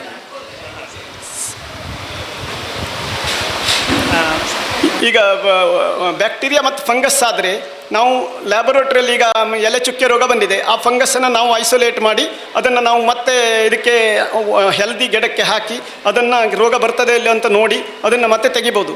ಯಾಕೆಂದರೆ ನಾವು ಬೆಳೆಸ್ಬೋದು. ಆದರೆ ಈ ಫೈಟೋಪ್ಲಾಸ್ಮಾ ಮತ್ತು ಈ ವೈರಸ್ ಇದೆಯಲ್ಲ, ಅದನ್ನು ನಾವು ನಮ್ಮ ಲ್ಯಾಬೊರೇಟರಿಯಲ್ಲಿ ಕಲ್ಚರ್ ಮಾಡಿ ಪ್ಯೂರ್ ಮಾಡಿ ಮತ್ತೆ ಇನಾಕ್ಯುಲೇಟ್ ಮಾಡೋದು ಅಷ್ಟು ಭಾಳ ಕಷ್ಟ. ಇದಕ್ಕೆ ಕಲ್ಚರ್ ಮಾಡಲಿಕ್ಕೆ ಆಗೋದಿಲ್ಲ, ಅದಕ್ಕೆ ಬೇರೆ ರೀತಿ ಇದೆ, ಅದನ್ನು ನಾವು ತೊಗೊಂಡು ಮಾಡಬೇಕು.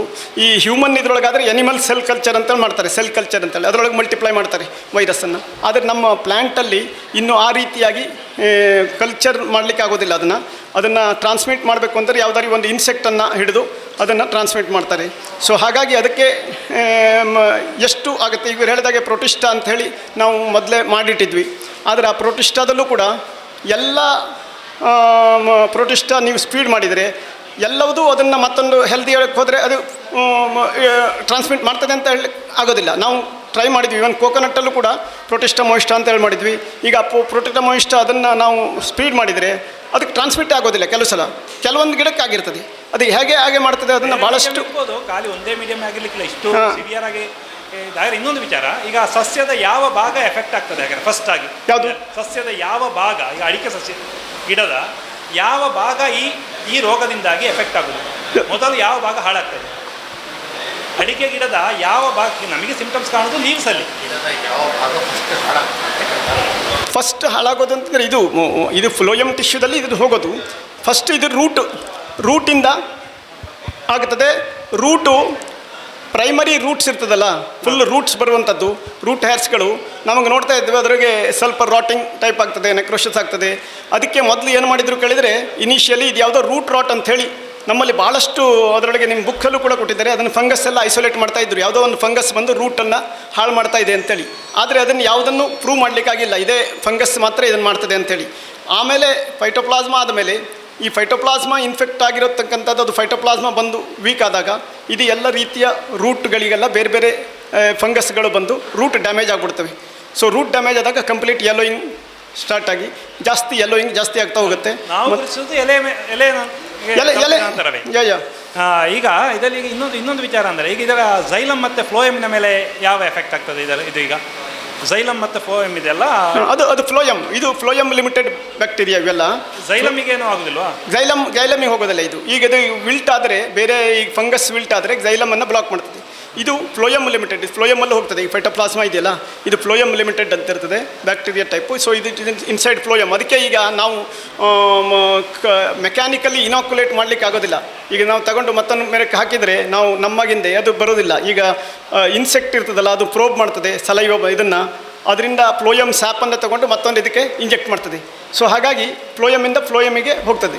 ಅದೇ ನಾವು ಮಾಡಲಿಕ್ಕೆ ಹೋದರೆ ಮೆಕ್ಯಾನಿಕಲ್ಲಾಗಿ ನಾವು ಇದ್ರ ತೊಗೊಂಡು ಮತ್ತೊಂದು ಇದಕ್ಕೆ ಟ್ರಾನ್ಸ್ಮಿಟ್ ಮಾಡ್ತೇನೆ ಅಂತ ಹೇಳಿದ್ರೆ ಭಾಳ ಕಷ್ಟ. ನಾವು ನೋಡಿದ್ದೀವಿ ಅದನ್ನು ತಂದು ನಮ್ಮ ಹೆಲ್ದಿ ಎಲೆಗೆ. ನಾವು ಈಗ ಬೇರೆ ಫಂಗಸ್ ಆದರೆ ನೀವು ಹೆಲ್ದಿ ಎಲೆ ತಂದು ಡಿಸೀಸ್ಡ್ ಎಲೆ ಸಂಗಡ ಇಟ್ಟುಬಿಟ್ರೆ ಅದಕ್ಕೆ ಟ್ರಾನ್ಸ್ಮಿಟ್ ಆಗ್ತದೆ ಸ್ಲೋಲಿ. ಆ ಕಂಡೀಷನನ್ನು ಪ್ರೊವೈಡ್ ಮಾಡಿದರೆ ಇದಕ್ಕೆ ಹಾಗೆ ಮಾಡೋದು ಕಷ್ಟ. ಇದಕ್ಕೆ ಇದೇ ಬೇಕು, ಇನ್ಸೆಕ್ಟೇ ಬೇಕು. ವೈರಸ್ಸಿಗೆ ಮತ್ತು ಫೈಟೋಪ್ಲಾಸ್ಮಕ್ಕೆ ಆ ರೀತಿ ಟ್ರಾನ್ಸ್ಪೋರ್ಟ್ ಮಾಡಲಿಕ್ಕೆ ಇನ್ಸೆಕ್ಟ್ ಬೇಕು. ಕೆಲವೊಂದು ವೈರಸ್ ಇದ್ದಾವೆ ಇದರೊಳಗೆ ಅವು ಮೆಕ್ಯಾನಿಕಲಿ ಕೂಡ ಟ್ರಾನ್ಸ್ಮಿಟ್ ಮಾಡ್ಬೋದು, ಮತ್ತು ಭಾಳ ಕಡಿಮೆ. ಹೆಚ್ಚಿಗೆ ವೈರಸ್ಸು ಮತ್ತು ಬ್ಯಾಕ್ಟೀರಿಯಾ ಇದು ಫಂಗಸ್ ಇದೆಯಲ್ಲ ಅಲ್ಲ ಫೈಟೋಪ್ಲಾಸ್ಮಾ, ಅದಕ್ಕೆ ಒಂದು ಯಾವುದಾದ್ರು ಇನ್ಸೆಕ್ಟು ವೆಕ್ಟರ್ಗಳು ಬೇಕು ಟ್ರಾನ್ಸ್ಮಿಟ್ ಆಗಲಿಕ್ಕೆ. ಈಗ CPCRI ಫೈಟೋಪ್ಲಾಸ್ಮಾ ಅಂತ ಹೇಳೋ ನಿರ್ಧಾರಕ್ಕೆ ಯಾವ ರೀತಿ ಬಂದದ್ದು ಹಾಗಾದರೆ? ಫೈಟೋಪ್ಲಾಸ್ಮಾ ಅನ್ನತಕ್ಕಂಥದ್ದು ಭಾಳ ಇವನ್ ಫಸ್ಟ್ ಮಾಡಿದ್ದು ಇಲೆಕ್ಟ್ರಾನ್ ಮೈಕ್ರೋಸ್ಕೋಪಲ್ಲಿ ನೋಡಿದಾಗ, ಅಲ್ಲೂ ಕೂಡ ಭಾಳ ವರ್ಷದವರೆಗೆ ಏನಾಗಿದೆ ಅಂತ ಗೊತ್ತಿರಲಿಲ್ಲ. ಸುಮಾರು ಒಂದು 25-30 ವರ್ಷದಿಂದ ಸೈಂಟಿಸ್ಟ್ಗಳ ಪೇಪರ್ಗಳು ಇದ್ದಾವೆ. ಮೊದಲು ರೂಟ್ ರಾಟ್ ಅಂತ ಹೇಳಿದರು, ಬೇರೆ ಬೇರೆ ಎಲ್ಲೆಲ್ಲ ಟೆಸ್ಟ್ ಮಾಡಿ ಆಮೇಲೆ ಇಲೆಕ್ಟ್ರಾನ್ ಮೈಕ್ರೋಸ್ಕೋಪಲ್ಲಿ 80sಲ್ಲಿ ನೋಡಿದಾಗ ಒಬ್ಬರು ನಮ್ಮ ಇಲೆಕ್ಟ್ರಾನ್ ಮೈಕ್ರೋಸ್ಕೋಪ್ ಸ್ಪೆಷಲ್ ಸೈಂಟಿಸ್ಟ್ ಇದ್ದವರು ಅವರು ರಿಪೋರ್ಟ್ ಮಾಡಿದ್ರು, ನನಗೆ ಫೈಟೋಪ್ಲಾಸ್ಮಾ ಟೈಪ್ ಬಾಡಿ ಸಿಕ್ಕಿದೆ ಇದರೊಳಗೆ. ಯಾಕೆಂತಂದರೆ ಆವಾಗಲೇ ಬೇರೆ ಬೇರೆ ಬೆಳೆಗಳಲ್ಲಿ ಫೈಟೋಪ್ಲಾಸ್ಮಾ ಬಗ್ಗೆ ಆಗಿತ್ತು. ಸೊ ಅದು ಸಿಕ್ಕಿದೆ ಅಂಥೇಳಿ ರಿಪೋರ್ಟ್ ಮಾಡಿದ್ರು. ಆವಾಗಿಂದ ಅದಕ್ಕೆ ಫೈಟೋಪ್ಲಾಸ್ಮಾ ಆದರೆ ಆವಾಗ ಭಾಳ ಕ್ವಶನ್ ಬಂತು, ಇದನ್ನು ಅವರು ಒಪ್ಕೊಂಡಿದ್ದಾರೆ ಅಂತಲ್ಲ, ಭಾಳ ಸೈಂಟಿಸ್ಟ್ ಎಲ್ಲ ಕ್ವಶನ್, ಹಾಗಾದರೆ ಇದು ಹೇಗೆ ಟ್ರಾನ್ಸ್ಮಿಟ್ ಆಗುತ್ತೆ ಮತ್ತೊಂದು ಗಿಡಕ್ಕೆ ಯಾವುದಾರು. ಆವಾಗ ಅದಕ್ಕೆ ಇನ್ಸೆಕ್ಟ್ಗಳು ಕೂಡ ಟ್ರೈ ಮಾಡಿದ್ರು. ಸರ್ ಹೇಳಿದರು, ಇನ್ಸೆಕ್ಟ್ ಸರ್ ವೆಕ್ಟರ್ ಮೇಲೆ ಓನ್ಲಿ 1 ಥೀಸಿಸ್ ಇದೆ ಪ್ರೋಟಿಸ್ಟಾ ಮೇಲೆ. ಇಲ್ಲಿ ಒಬ್ಬರು ಪೊನ್ನಮ್ಮ ಅಂತ ಸೈಂಟಿಸ್ಟ್ ಇದ್ರು, ನೀವು ನೋಡಿರಬೇಕು, ಅದು ನೋಡಿದಿರಲಿಲ್ಲ. ಅದು ಅವರೊಬ್ಬರೇ ಮಾಡಿರೋದು ಇಲ್ಲಿವರೆಗೆ, ಒಂದು ಥೀಸಿಸ್ ಆಗಿರೋದು, PhD ಥೀಸಿಸ್ ಆಗಿರೋದು ಅವರದ್ದು. PhD ಥೀಸಿಸ್ ಇದೆ ಅದರೊಳಗೆ. ಆವಾಗ ಅದರೊಳಗೆ ಕೂಡ ಅವರು ಮಾಡಿದ್ದಾರೆ ವೆಕ್ಟರ್ ಟ್ರಾನ್ಸ್ಮಿಷನ್, ಇದನ್ನು ಪ್ರೊಟಿಸ್ಟಾದಿಂದ ಮಾಡ್ಬೋದು, ಆ ಫೈಟೋಪ್ಲಾಸ್ಮಾ ಟ್ರಾನ್ಸ್ಮಿಟ್ ಆಗ್ತದೆ ಅಂಥೇಳಿ. ಅದರ ನಂತರ ಭಾಳಷ್ಟು ಡಿಟೇಲ್ ಆಗಿ, ಯಾಕೆಂತಂದ್ರೆ ನಾನು ಹೇಳಿದ್ನಲ್ಲ, ಇದು ಕಂಪ್ಲೀಟ್ ಈಸಿ ಅಲ್ಲ ಆ ಟ್ರಾನ್ಸ್ಮಿಟ್ ಮಾಡೋದು. ಮತ್ತು ಎಲ್ಲ ಟೈಮಲ್ಲೂ ಟ್ರಾನ್ಸ್ಮಿಟ್ ಸಕ್ಕಿಂಗ್ ಮಾಡಿದರೆ ಅದು ವೈರಸ್ ಇದು ಫೈಟೋಪ್ಲಾಸ್ಮಾ ಅಕ್ವೈರ್ ಮಾಡಿಕೊಡೋದು ಬಿಡ್ತದೆ ಅಂತ ಹೇಳಲಿಕ್ಕಾಗೋದಿಲ್ಲ. ಸೊ ಬಹಳಷ್ಟು ಇದು ಬೇಕು. ಸೊ ಹಾಗಾಗಿ ಭಾಳ ಜನ ಹೋಗ್ತಾನೆ ಇಲ್ಲ. ಇವನ್ ಯಂಗ್ಸ್ಟರ್ಸು PhDಗೆ ಯಾರು ಅದ್ರ ಬಗ್ಗೆ ಇಂಟ್ರೆಸ್ಟು ಮಾಡ್ತಾ ಇಲ್ಲ, ಅದ್ರ ಬಗ್ಗೆ ಬರೋದಿಲ್ಲ ಅಂತ ಹೇಳ್ಕೊಂಡು ಬಿಟ್ಬಿಡ್ತಾರೆ. ಸೊ ಹಾಗಾಗಿ ಇನ್ನೂ ರಿಸರ್ಚ್ ಮಾಡೋದಾದ್ರೆ ಭಾಳಷ್ಟು ಮಾಡೋದಿದೆ, ಅಂಡರ್ಸ್ಟ್ಯಾಂಡಿಂಗ್ ಮಾಡ್ಕೊಳ್ಳಿಕ್ಕೆ ಕಂಪ್ಲೀಟು. ಸೊ ಅವರು ಹೇಳಿದಾಗೆ ದಟ್ ವೆಕ್ಟರ್ ಸ್ಟಡೀಸ್ ಲಿಮಿಟೆಡ್ ಆಗಿದೆ. ಈಗ ಅದು ಸೀಸನಲ್ ಆಗಿದೆ ಈಗ ಹಳದಿ ರೋಗ. ಅಂದರೆ ಈಗ ಈ ಮಳೆಗಾಲದ ಇನ್ನೂ ಸ್ವಲ್ಪ ಜಾಸ್ತಿ ಆಗ್ತದೆ, ಮತ್ತು ಇನ್ನು ಬೇಸಿಗೆಯಲ್ಲಿ ಸ್ವಲ್ಪ ಕಡಿಮೆ ಆಗ್ತದೆ. ಅದು ಏನು ಅಂತ ಸ್ಟಡಿ ಆಗಿದೆ, ಏನು ರೀಸನ್ ಇರ್ಬೋದು? ಅಲ್ಲ ಅದು ಸರ್ ಅದೇ, ಈಗ ವೈರಸ್ಸು ಅಥವಾ ಫೈಟೋಪ್ಲಾಸ್ಮಾ ಯಾವುದಾದ್ರೂ ಕೂಡ ಸಿಂಪ್ಟಮ್ ಮಾಸ್ಕಿಂಗ್ ಅಂತ ಹೇಳ್ತೇವೆ. ಇದು ಡೈರೆಕ್ಟು ಇದಕ್ಕೆ ಕೆಲವೊಮ್ಮೆ ನಾನು ಹೇಳಿದ್ನಲ್ಲ, ಈಗ ಟ್ರಾನ್ಸ್ಮಿಷನ್ ಮಾಡಿದಾಗೂ ಕೂಡ ಸರ್, ನಾವು ಟ್ರಾನ್ಸ್ಮಿಷನ್ ಮಾಡಿದ್ರು ವೈರಸ್ ಅಥವಾ ಫೈಟೋಪ್ಲಾಸ್ಮಾ ಅದರೊಳಗೆ ಟ್ರಾನ್ಸ್ಮಿಷನ್ ಆಗಿರುತ್ತೆ, ಅದ್ರ ಸಿಂಪ್ಟಮೇ ಬಂದಿರೋದಿಲ್ಲ ಎಷ್ಟು ಸಲ. ಯಾವಾಗಲೂ ಸಿಂಪ್ಟಮ್ ಆಗಿರ್ಬೋದು. ಇದರೊಳಗೂ ಕೂಡ ಟೆಂಪ್ರೇಚರ್ ರಿಲೇಟೆಡ್ ನಮ್ಮಲ್ಲಿ ಯೂಶ್ವಲಿ ಸೆಪ್ಟೆಂಬರ್ ಅಕ್ಟೋಬರ್ದಲ್ಲಿ ನಮಗೆ ಕ್ಲಿಯರ್ ಕಾಣ್ತದೆ. ಆಮೇಲೆ ಮತ್ತು ಟೆಂಪ್ರೇಚರ್ ಜಾಸ್ತಿ ಆದಾಗ ಅದನ್ನು ಮಾಸ್ಕ್ ಆಗಿಬಿಡುತ್ತದೆ ಇದು, ಮತ್ತೆ ನೆಕ್ಸ್ಟ್ ಸೆಪ್ಟೆಂಬರ್ದಲ್ಲಿ ಮತ್ತೆ ಸ್ವಲ್ಪ ಕಾಣ್ತಾ ಇದೆ. ಆ ರೀತಿಯ ಸ್ಟಡಿಗಳನ್ನೆಲ್ಲ ಮಾಡಿದ್ದಾರೆ. ಬಟ್ ಈ ವೈರಸ್ಸಲ್ಲೂ ಇದೆ, ಭಾಳಷ್ಟು ವೈರಸ್ಸಲ್ಲೂ ಆ ರೀತಿಯಾಗಿ ಸಿಂಪ್ಟಮ್ ಮಾಸ್ಕಿಂಗ್ ಸಿಂಪ್ಟಮ್ಸ್ಗಳಾಗುವಂಥದ್ದು, ಸಿಂಪ್ಟಮ್ ರಿಕವರಿ ಅಂತ ಹೇಳ್ತೇವೆ ನಾವು. ಮತ್ತೆ ಕೆಲವೊಮ್ಮೆ ರಿಕವರಿ ಆದಂಗೆ ಕಾಣುತ್ತದೆ, ಮತ್ತೆ ಆ ಸಿಂಪ್ಟಮ್ ಬರ್ತದೆ. ಸೊ ಆ ರೀತಿಯಾಗಿ ಅದು ನಡೀತಾ ಇರುತ್ತೆ. ಅದು ಮೆಕ್ಯಾನಿಸಮ್ ಇದೆ, ಅದು ಕೂಡ ಮೊಲಿಕ್ಯುಲರ್ ಲೆವೆಲಲ್ಲೂ ಕೂಡ ಭಾಳ ವೈರಸ್ಗಳಿಗೆಲ್ಲ ವರ್ಕ್ ಆಗಿದೆ. ಯಾಕೆ ಹಂಗಾಗ್ತಾ ಇದೆ, ಯಾಕೆ ಅದು ಸೈಲೆಂಟ್ ಆಗಿರುತ್ತೆ ಮತ್ತು ಸಡನ್ನಾಗಿ ಚೇಂಜ್ ಆಗ್ತದೆ ಅಂತ ಹೇಳೋದು ಕೂಡ ಮೊಲಿಕ್ಯುಲರ್ ಲೆವೆಲಲ್ಲೂ ಮಾಡ್ತಾ ಇದ್ದಾರೆ. ಈಗ ಅದಕ್ಕೆ ನಮಗೆ ಏನಂತಂದರೆ ಬೇಸಿಕ್ ಅಂತಂದರೆ detection at the early stage. ಈಗ ಸಿಂಪ್ಟಮ್ ಆಗೋ ಮೊದಲು ಇದನ್ನು ಇಮಿಡಿಯೇಟಾಗಿ ನಮಗೆ, ಈಗ ಹೇಗೆ ಕೋವಿಡ್ ನಾವು ಟೆಸ್ಟ್ ಮಾಡ್ತಿದ್ವಲ್ಲ ಎಲೈಸಾ, ಆ ಟೈಪ್ ಟೆಸ್ಟ್ ಬೇಕು ನಮಗೆ ಇಮಿಡಿಯೇಟ್. ಈಗ ನಿಮ್ಮಲ್ಲಿ ಹಳದಿಯಾಗಿದೆ ಅಂತಂದರೆ ಬೇರೆ ಬೇರೆ ರೀತಿಯಿಂದ ಹಳದಿ ಇರ್ಬೋದು, ಯಾವುದೇ ರೀತಿಯಿಂದ ಇರ್ಬೋದು. ನಿಮ್ಮ ತೋಟದಲ್ಲಿ ಅಥವಾ ಒಬ್ಬನ ಸೀಡ್ಲಿಂಗ್ಸನ್ನು ಮಾರ್ತಾ ಇದ್ದಾನೆ ಅಂತಂದರೆ ಅದರೊಳಗೆ ಫೈಟೋಪ್ಲಾಸ್ಮಾ ಇದೆಯೋ ಇಲ್ವೋ ಅಂಥೇಳಿ ನಮಗೆ ಹಿಡ್ಕೋದಾದರೆ ಆ ರೀತಿಯ ಟೆಕ್ನಿಕ್ಗಳಿಲ್ಲ. ಆ ಟೆಕ್ನಿಕ್ ಬೇಕು ಈಗ ಇಮಿಡಿಯೇಟ್ ನಮಗೆ. ನಂದೊಂದು ಕ್ವಶನ್, ಈಗ ನೀವು ಡಿಟೆಕ್ಷನ್ ಅಂತ ಹೇಳಿದ್ರಲ್ಲ, ಈ ಅರ್ಲಿ ಸ್ಟೇಜ್ ಡಿಟೆಕ್ಷನ್ ಯಾವ ಥರದ ನೀವು ಅದನ್ನು ಮಾಡ್ತಾ ಇದ್ದೀರಿ ಈಗ ಫಸ್ಟ್ ನಮಗೆ ಇದಕ್ಕೆಲ್ಲ RT-PCR ಅಂಥೇಳಿ ನಾವು ಸ್ಟಾರ್ಟ್ ಮಾಡ್ಕೊಂಡಿದ್ದೀವಿ. ನಮಗೆ ಫಸ್ಟ್ ಅದು ಗೊತ್ತಾದರೆ PCR-ಅಲ್ಲಿ, ಆಮೇಲೆ ಅದನ್ನು ನಾವು ಈಗೆಲ್ಲ ಬೇರೆ ಬೇರೆ ರೀತಿಯ ಬಂದಿದೆ. ಇವನ್ ಸ್ಟ್ರಿಪ್ ಟೈಪ್ ಕೂಡ ಹೇಗೆ ನಮ್ಮ ಇದಕ್ಕೆ ಬರ್ತದಲ್ಲ ಅದೇ ರೀತಿ ಸ್ಟ್ರಿಪ್ನು ಮಾಡ್ಬೋದು. ಬಟ್ ಅದಕ್ಕೆ ಬೇಸಿಕಲಿ ನಮಗೆ ಸ್ಟ್ಯಾಂಡರ್ಡ್ ಆಗಿ RT-PCR-ಅಲ್ಲಿ ಇಮಿಡಿಯೇಟಾಗಿ ಡಿಟೆಕ್ಟ್ ಆಗಿ ಅದರಿಂದ ನಮಗೆ ಯಾವ ಪ್ರೋಟೀನಲ್ಲಿ ಎಕ್ಸ್ಪ್ರೆಸ್ ಆಗಿದೆ ಅದನ್ನು ಸಿಕ್ಕಿದರೆ ಅದನ್ನು ನಾವು ಆ ಟೈಪಾಗಿ ಅಲ್ಟಿಮೇಟ್ ನಮ್ಮ aim is to develop a strip type. ಇದು ಡೈರೆಕ್ಟ್ ನಾವು ಫೀಲ್ಡಿಗೆ ತಗೊಂಡು ಹೋದರೆ ಆ ಸ್ಟ್ರಿಪ್ಪಲ್ಲಿ ನಾವು ಅದರದ್ದು ಇದನ್ನು ಹಾಕಿದರೆ we should able to detect. ಈಗ ಕೆಲವೊಂದು ವೈರಸ್ಗಳಿಗೆ ಬಂದಿದೆ ಆಲ್ರೆಡಿ ಆ ರೀತಿ ಸ್ಟ್ರಿಪ್ ಬೇಸ್ಡ್ ಡಿಟೆಕ್ಷನ್ ಬಂದಿದೆ. ಈಗ ಆಲೂಗಡ್ಡೆಯಲ್ಲಿ ನಾನು ಕೆಲಸ ಮಾಡ್ತಾ ಇದ್ದೆ ಮೊದಲು, ಅಲ್ಲೆಲ್ಲ ಈಗ ಆಲೂ ವೈರಸ್ಸಿಗೆ ಆ ರೀತಿಯ ಸ್ಟ್ರಿಪ್ಸ್ ಬಂದಿದ್ದಾವೆ. ನಾವು ಇದಕ್ಕೆ ಪ್ರೆಗ್ನೆನ್ಸಿ ಕಿಟ್ಟಲ್ಲಿ ಮಾಡ್ತಾರಲ್ಲ ಅದೇ ಟೈಪು. ಜಸ್ಟ್ ನೀವು ಸ್ಯಾಪ್ ತೆಗೆದು ಇದಕ್ಕೆ ಹಾಕಿದ್ರೆ ಆಯಿತು, within minutes it will show the colour. ನಿಮ್ಮ ಹತ್ರ ಇದೆಯಾ ಅದು? ಇಲ್ಲ ಇದಕ್ಕೆ ಇದು ಯಾವುದೂ ಬಂದಿಲ್ಲ. ಇದಕ್ಕೆ first of all detection PCR based detection first standardise ಆಗಬೇಕು. ಈಗ ಅದು ಕೂಡ ಆಗಿಲ್ಲ. ನನಗೆ ಬಂದ ಮಾಹಿತಿ ಪ್ರಕಾರ ಪೆರೋಡಿ ನಾರಾಯಣ್ ಭಟ್ ಅವರು ಅದನ್ನು ಇಂಪೋರ್ಟ್ ಮಾಡಿದ್ದಾರೆ ಆ ಕಿಟ್ಟನ್ನು. ಅವ್ರ ಹತ್ರ ಇದೆ, ಅವರೀಗ ತರಿಸ್ತಾ ಇದ್ದಾರೆ. ಅವರು ಮೋಸ್ಟ್ಲಿ ನಾರಾಯಣ್ ಭಟ್ ಅವರು ಮೋಸ್ಟ್ಲಿ ತರಿಸಿದ್ದೀರಾ, ತರಿಸ್ಬೇಕಷ್ಟೇ, ಬಂದಿದೆ. ಅದನ್ನೀಗ ನಾವು ಕೆಲವು ತೋಟಗಳಲ್ಲಿ ನಾವೇ ಹೋಗಿ ಅದನ್ನು ಈಗ ನೀವು ಬೇಕಾದ್ರೆ ಬನ್ನಿ ಜೊತೆಯಲ್ಲಿ ಹೋಗಿ ನಾವು ಅದನ್ನೊಂದು ಟ್ರಯಲ್ ಬೇಸಿಕ್ಕಾಗಿ ಅದರ ಬಗ್ಗೆ ಅವರು ಮಾಹಿತಿ ಕೊಡ್ತಾರೆ. ಒಂದು ನಿಮಿಷ ಅವ್ರ ಹತ್ರ. ಸರ್ ಅದೀಗ ರೀಸೆಂಟ್ ಡೆವಲಪ್ ಆದದ್ದು loop mediated isothermal amplification lamp. ಅದರಲ್ಲಿ ಜಸ್ಟ್ ಮಾಡಿದಾಗ ಈಗ ನಮ್ಮ ಬ್ಲಡ್ ಟೆಸ್ಟ್ ಮಾಡಿದಾಗ ಮಲೇರಿಯಾ ಪಾಸಿಟಿವ್ ನೆಗೆಟಿವ್ ಗೊತ್ತಾಗ್ತದೆ. ಈಗ ಸಪೋಸ್ 2 ವರ್ಷದಿಂದಲೇ ಟ್ರೀಟ್ಮೆಂಟ್ ನಡೀತಾ ಇದೆ. ಅದರಲ್ಲಿ ಫೈಟೋಪ್ಲಾಸ್ಮಾ ಇದೆಯಾ ಇಲ್ವಾ ಅಂತ ಜಸ್ಟ್ ಅಷ್ಟು ಪಾಸಿಟಿವ್ ಆರ್ ನೆಗೆಟಿವ್ ಅಷ್ಟೇ ಗೊತ್ತಾಗ್ತದೆ, ಅದರಲ್ಲಿ ಅಷ್ಟೇ ಇರುವಂಥ ಇದರದ್ದು. ಅಲ್ಲ, ಅದನ್ನು ನಾವು ಮಾಡಿದ್ದೇವೆ. ಲೂಪ್ ಮೀಡಿಯೇಟೆಡ್ ಇದನ್ನು ಕೂಡ ಇಲ್ಲೂ ಕೂಡ ಡಿಟೆಕ್ಷನ್ನು ಕೂಡ ಮಾಡಿದ್ದೇವೆ. ನಮ್ಮದು ಪೇಪರ್ ಇದೆ, ನೀವು ನೋಡಿರ್ಬೋದು, ಅರೆಕನೆಕ್ಟ್ ಇದರೊಳಗೆ ಆಸ್ಟ್ರೇಲಿಯನ್ ಜರ್ನಲ್ ಇದರೊಳಗೆ ಮಾಡಿದ್ದೇವೆ ಬಟ್ ಅದೇ ಹೇಳಿದ್ನಲ್ಲ, ಪಬ್ಲಿಕೇಶನ್ಗೆ ಡಿಟೆಕ್ಷನ್ ಮಾಡಲಿಕ್ಕೆ ಆಗ್ತಾ ಇದೆ. ಬಟ್ ಅದೇ ಸಿಸ್ಟಮ್ಯಾಟಿಕ್ ಆಗಿ ರಿಪೀಟೆಡ್ ಆಗಿ ನಮಗೆ ಕನ್ಸ್ಟಂಟ್ ಆಗಿ ಇಮಿಡಿಯೇಟ್ ಸಿಂಪ್ಟಮ್ ಇದ್ದಾಗ ಈ ಸಿಂಪ್ಟಮ್ ಇದ್ದಾಗ ಎಲ್ಲವನ್ನು ಆ ಟೈಪ್ ಆಗಿ ಡಿಟೆಕ್ಟ್ ಆಗೋದಿಲ್ಲ. ಸೆನ್ಸಿಟಿವಿಟಿ ಮತ್ತು ಆ ಟೈಪ್ ಇರೋದಿಲ್ಲ. ಅದಕ್ಕಾಗಿ ಇನ್ನೂ ಪೂರ್ಣ ಲ್ಯಾಂಪು ಕೂಡ ನಮ್ಮಲ್ಲಿ ಆ ಮಷಿನ್ ಕೂಡ ಇದೆ. ಡೈರೆಕ್ಟು ನಾವು ಫೀಲ್ಡಿಗೆ ತೊಗೊಂಡು ಹೋಗ್ಬೋದು, ಅದರೊಳಗೆ ಚೆಕ್ ಮಾಡ್ಬೋದು. ಆ ಟೈಪು ಕೂಡ ಇದೆ. ಕಲರ್ ಡೆವಲಪ್ ಆದರೆ ವಿದಿನ್ ½ an hour ಆಗ್ಬೋದು. ಆದರೆ ಅದು ಇನ್ನೂ ಕೂಡ ಸ್ಟ್ಯಾಂಡರ್ಡ್ ಆಗಿಲ್ಲ. ಸರ್, ಈಗ ಪಿ ಎನ್ ಭಟ್ ಅವರು ಅವರ ಒಂದು ಮುತುವರ್ಜಿಯಲ್ಲಿ ಅದನ್ನು ತರಿಸಿದ್ದಾರೆ, ಈಗ ಇಂಪೋರ್ಟ್ ಮಾಡಿದ್ದಾರೆ. ನೀವು ಟೈಮ್ ಇದ್ದರೆ ನಮ್ಮ ಜೊತೆ ಸೇರಿ, ನಾವೆಲ್ಲರೂ ಸೇರಿ ಒಂದು 2-3 ಕಡೆ ಅರ್ಲಿಯರ್ ಸಿಂಪ್ಟಮ್ ಏನಾರು ಇದ್ದರೆ ಹೋಗಿ ನೋಡಿ ಅದ್ರ ಬಗ್ಗೆ ನಾವು ಟೆಸ್ಟ್ ಮಾಡಿ ಆ ಮೆಷೀನಿನ ಅಕ್ಯುರೇಸಿಯು ಹೇಗಿದೆ ಏನು ಅಂತ ಹೇಳೋದ್ರ ಬಗ್ಗೆ ನಮಗೆ ಒಂದು ಕನ್ಕ್ಲೂಷನ್ಗೆ ಬರ್ಬೋದು. ಯಾಕೆಂತ ಹೇಳಿದರೆ ನನಗೆ ಗೊತ್ತಿದ್ದಾಗೆ ಅದು ಸ್ಟ್ರಿಪ್ ಏನೋ ಕಾಸ್ಟ್ ಅಬೌಟ್ 80,000-90,000 ರುಪೀಸ್ ಏನಾಗುತ್ತೆ ಅದು. ಸೊ ಅದು ಒಂದು 10-15 ತೋಟಕ್ಕೆ ಏನೋ ಮಾಡಲಿಕ್ಕೆ ಆಗ್ತದೆ ಅಂತ ನನ್ನ ಮಾಹಿತಿ ನನಗೆ. ಅದನ್ನು ಈಗ ನಿಮ್ಮ ಸಹಕಾರ ಅವರ ಸಹಕಾರ ಎಲ್ಲರ ಜೊತೆಗೂಡಿ ನಾವೊಂದು ಟೀಮ್ ವರ್ಕ್ ಮಾಡಿದರೆ, ಸೊ ಎಲ್ಲರೂ ಸೇರಿದರೆ ಅದೊಂದು ನಮ್ಗೆ ಏನಾರು ಒಂದು ಪಾಸಿಟಿವ್ ಆಗಿ ಅದಕ್ಕೊಂದು ಕನ್ಕ್ಲೂಷನ್ಗೆ ಬರ್ಬೋದು ಅಂತೇಳಿ ನನ್ನ ಒಂದು ಅಭಿಪ್ರಾಯ. ಸೊ ನಾವೆಲ್ಲ ಕೋಆರ್ಡಿನೇಟ್ ಮಾಡಿಕೊಂಡು ಒಂದು ಟೀಮ್ ವರ್ಕ್ ಮಾಡಿದರೆ ಒಳ್ಳೆಯದು ಅಂತೇಳಿ ನನಗೆ ಅನಿಸಿಕೆ. ಯಾಕೆಂತೇಳಿದರೆ ನಿಮ್ಮದು ಸರ್ಕಾರದ ಅಡಿಯಲ್ಲಿ ಇರುವಂಥದ್ದು, ನಿಮಗೊಂದು ಸೀಮಿತವಾದ ಒಂದು ಏನು ಅಲಾಟ್ಮೆಂಟ್ ಪವರ್ಸ್ ಎಲ್ಲ ಇರ್ತದೆ. ಸೊ ನಮಗೆ ಆದರೆ ಅಂಥದ್ದೇನು ಇರೋದಿಲ್ಲ. ನಾವು ಪಬ್ಲಿಕ್ಸ್ ನಿಮ್ಮ ಜೊತೆ, ನೀವು ನಿಮ್ಮ ಏನು ನಾಲೆಜ್ ಇದೆ, ಅವ್ರ ನಾಲೆಜ್ ಇದೆ, ನಮ್ಮ ರಮೇಶ್ ಅಣ್ಣ ಇದ್ದಾರೆ, ಎಲ್ಲರ ನಾಲೆಜನ್ನೊಂದು ಕ್ರೋಢೀಕರಿಸ್ಕೊಂಡು ಅದನ್ನೊಂದು ಎಫೆಕ್ಟಿವ್ ಆಗಿ ಮಾಡ್ಬೋದು ಅಂತೇಳಿ ನನ್ನ ಅನಿಸಿಕೆ. ಯಾಕೆಂತೇಳಿದರೆ ಲಾಸ್ಟ್ ಟೈಮು ನನ್ನ ತೋಟದ ಪಕ್ಕದಲ್ಲಿ ಸೈಂಟಿಸ್ಟ್ ಒಬ್ಬರು ಬಂದವರು YLD ಬಂದಿದೆ ಅಂಥೇಳಿ ಮೇಲ್ನೋಟಕ್ಕೆ ಹೇಳಿದರು. ಆ್ಯಕ್ಚುಲಿ YLD ಅಲ್ಲ ಅದು. ಬಟ್ ಆ ಟೈಮ್ನಲ್ಲಿ ನಾನೊಂದು 50-60 ಎಕರೆ ಅಡಿಕೆ ತೋಟ ಹಾಕಬೇಕು ಅಂತೇಳಿ ಒಂದು ರೆಡಿ ಮಾಡಿಟ್ಟಿದ್ದೆ ಪ್ರಾಪರ್ಟಿನ. ಸೊ ಆ ಇಮಿಡಿಯೇಟ್ ನಾನು ಅದರ ಡಿಸಿಷನ್ ಚೇಂಜ್ ಮಾಡಿ 70 ಎಕರೆಯಷ್ಟು ಈ ತಾಳೆ ತೋಟ ಏನಿದೆ ಪಾಮ್, ಅದನ್ನು 3,000 ಪ್ಲ್ಯಾಂಟ್ಸ್ ಈಗ ಆಲ್ರೆಡಿ ಮಾಡಿದ್ದೇವೆ. ಈಗ ಫಸ್ಟ್ ಬ್ಯಾಚ್ ಈಗ ಈಲ್ಡಿಂಗ್ ಬರ್ತಾ ಇದೆ. ಸೊ ಅದೇನೇ ಇರಲಿ, ಬಟ್ YLD ಬಂದರೆ ಮತ್ತು ಇನ್ನು ಅಡಿಕೆ ತೋಟ ಅಷ್ಟು ಬೇಗ ಸರ್ವೈವ್ ಆಗೋದಿಲ್ಲ ಅಂತೇಳಿ ನಮಗೆಲ್ಲರಿಗೂ ಗೊತ್ತಿದ್ದ ವಿಚಾರ. ಏನಿದ್ರು ಕಂಟ್ರೋಲ್ ಮಾಡ್ಬೋದು, ಬಿಟ್ಟರೆ ಅರ್ಲಿಯಸ್ಟ್ ಬೇರೆ ಯಾವ್ದಾದ್ರು ಕ್ರಾಪಲ್ಲಾದರೆ ಈ ಪೊಟೆಟೊ, ಟೊಮೆಟೊ ಇಂಥದ್ರಲ್ಲಾದರೆ ಒಂದು ಸತಿ ಬಿಟ್ಟರೆ ಅದು ಕ್ರಾಪ್ ಒಂದು 15 ದಿವಸದಲ್ಲಿ ಮುಗೀತದೆ, ಇದಾಗಿಲ್ಲ. ಈ ಅಡಿಕೆ ತೋಟ ಅಂತೇಳಿದ್ರೆ ನಮ್ಮ ಜೀವನ ಪರ್ಯಂತ ಇರುವಂಥ ಒಂದು ಬೆಳೆ ಅದು. ಸೊ ಇದನ್ನು ಈಗ ನಾವು ಹೇಗೆ ಮಾಡ್ಬೋದು ಅಂತೇಳಿ ತಾವೆಲ್ಲರೂ ಸ್ವಲ್ಪ, ಯಾಕೆಂತೇಳಿದರೆ ನಾನು ಒಬ್ಬರಿಂದಾಗಿ ಆಗುವಂಥದ್ದು ಇದಲ್ಲ ಇದು. ಈಗ ಪಿ ಎನ್ ಭಟ್ರವರು ಈಗ ಜಸ್ಟ್ ಅರ್ಲಿ ಸ್ಟೇಜಿನಲ್ಲಿ ಈಗ ಅವ್ರು ಮಾಡ್ತಾ ಇದ್ದಾರೆ. ಮೇಲ್ನೋಟಕ್ಕೆ ಅದು ಈಗ ಒಂದು ಸಕ್ಸಸ್ ಅಂತ ಕಂಡರು. ಅದು ಈಗ ರಮೇಶ್ ದೇಲಂಪಾಡಿ ಅವರವರು ಇದರಲ್ಲಿ ಹೇಳಿದಾಗೆ ಅದು 5-6 ವರ್ಷ ಕಳೆದು ಅದರ ಮೇಲೆ ಅದು ಬಿಟ್ಟರೆ ಮತ್ತೆ ಅದು ಉಳಿತದ ಅಂತ ಹೇಳೋ ಒಂದು ಪ್ರಶ್ನೆ ಉದ್ಭವಿಸ್ತದೆ. ಅದನ್ನು ಪಿ ಎನ್ ಭಟ್ ಅವರು ಸಹ ಒಪ್ಪಿಕೊಳ್ತಾರೆ. ನಾವು ಟ್ರೈ ಮಾಡುವ, ನಾವು ಯಾವುದೇ ಟ್ರೈ ಮಾಡಿದರೆ ನಮಗೆ ಏನಂತ ಸಕ್ಸಸ್ ಅಂತೇಳಿ ಗೊತ್ತಾಗೋದಿಲ್ಲ ಅಂತ ಹೇಳುವ ಒಂದು ಅಭಿಪ್ರಾಯವನ್ನು ಅವರು ಬಂದಿದ್ದಾರೆ. ಈಗಾಗಲೇ ನಮ್ಮ ತೋಟಗಳಿಗೆಲ್ಲ ಅವರು ಬಂದಿದ್ದಾರೆ, ನ್ಯೂಟ್ರಿಯೆಂಟ್ಸ್ ಚೆಕ್ ಮಾಡಿದ್ದಾರೆ.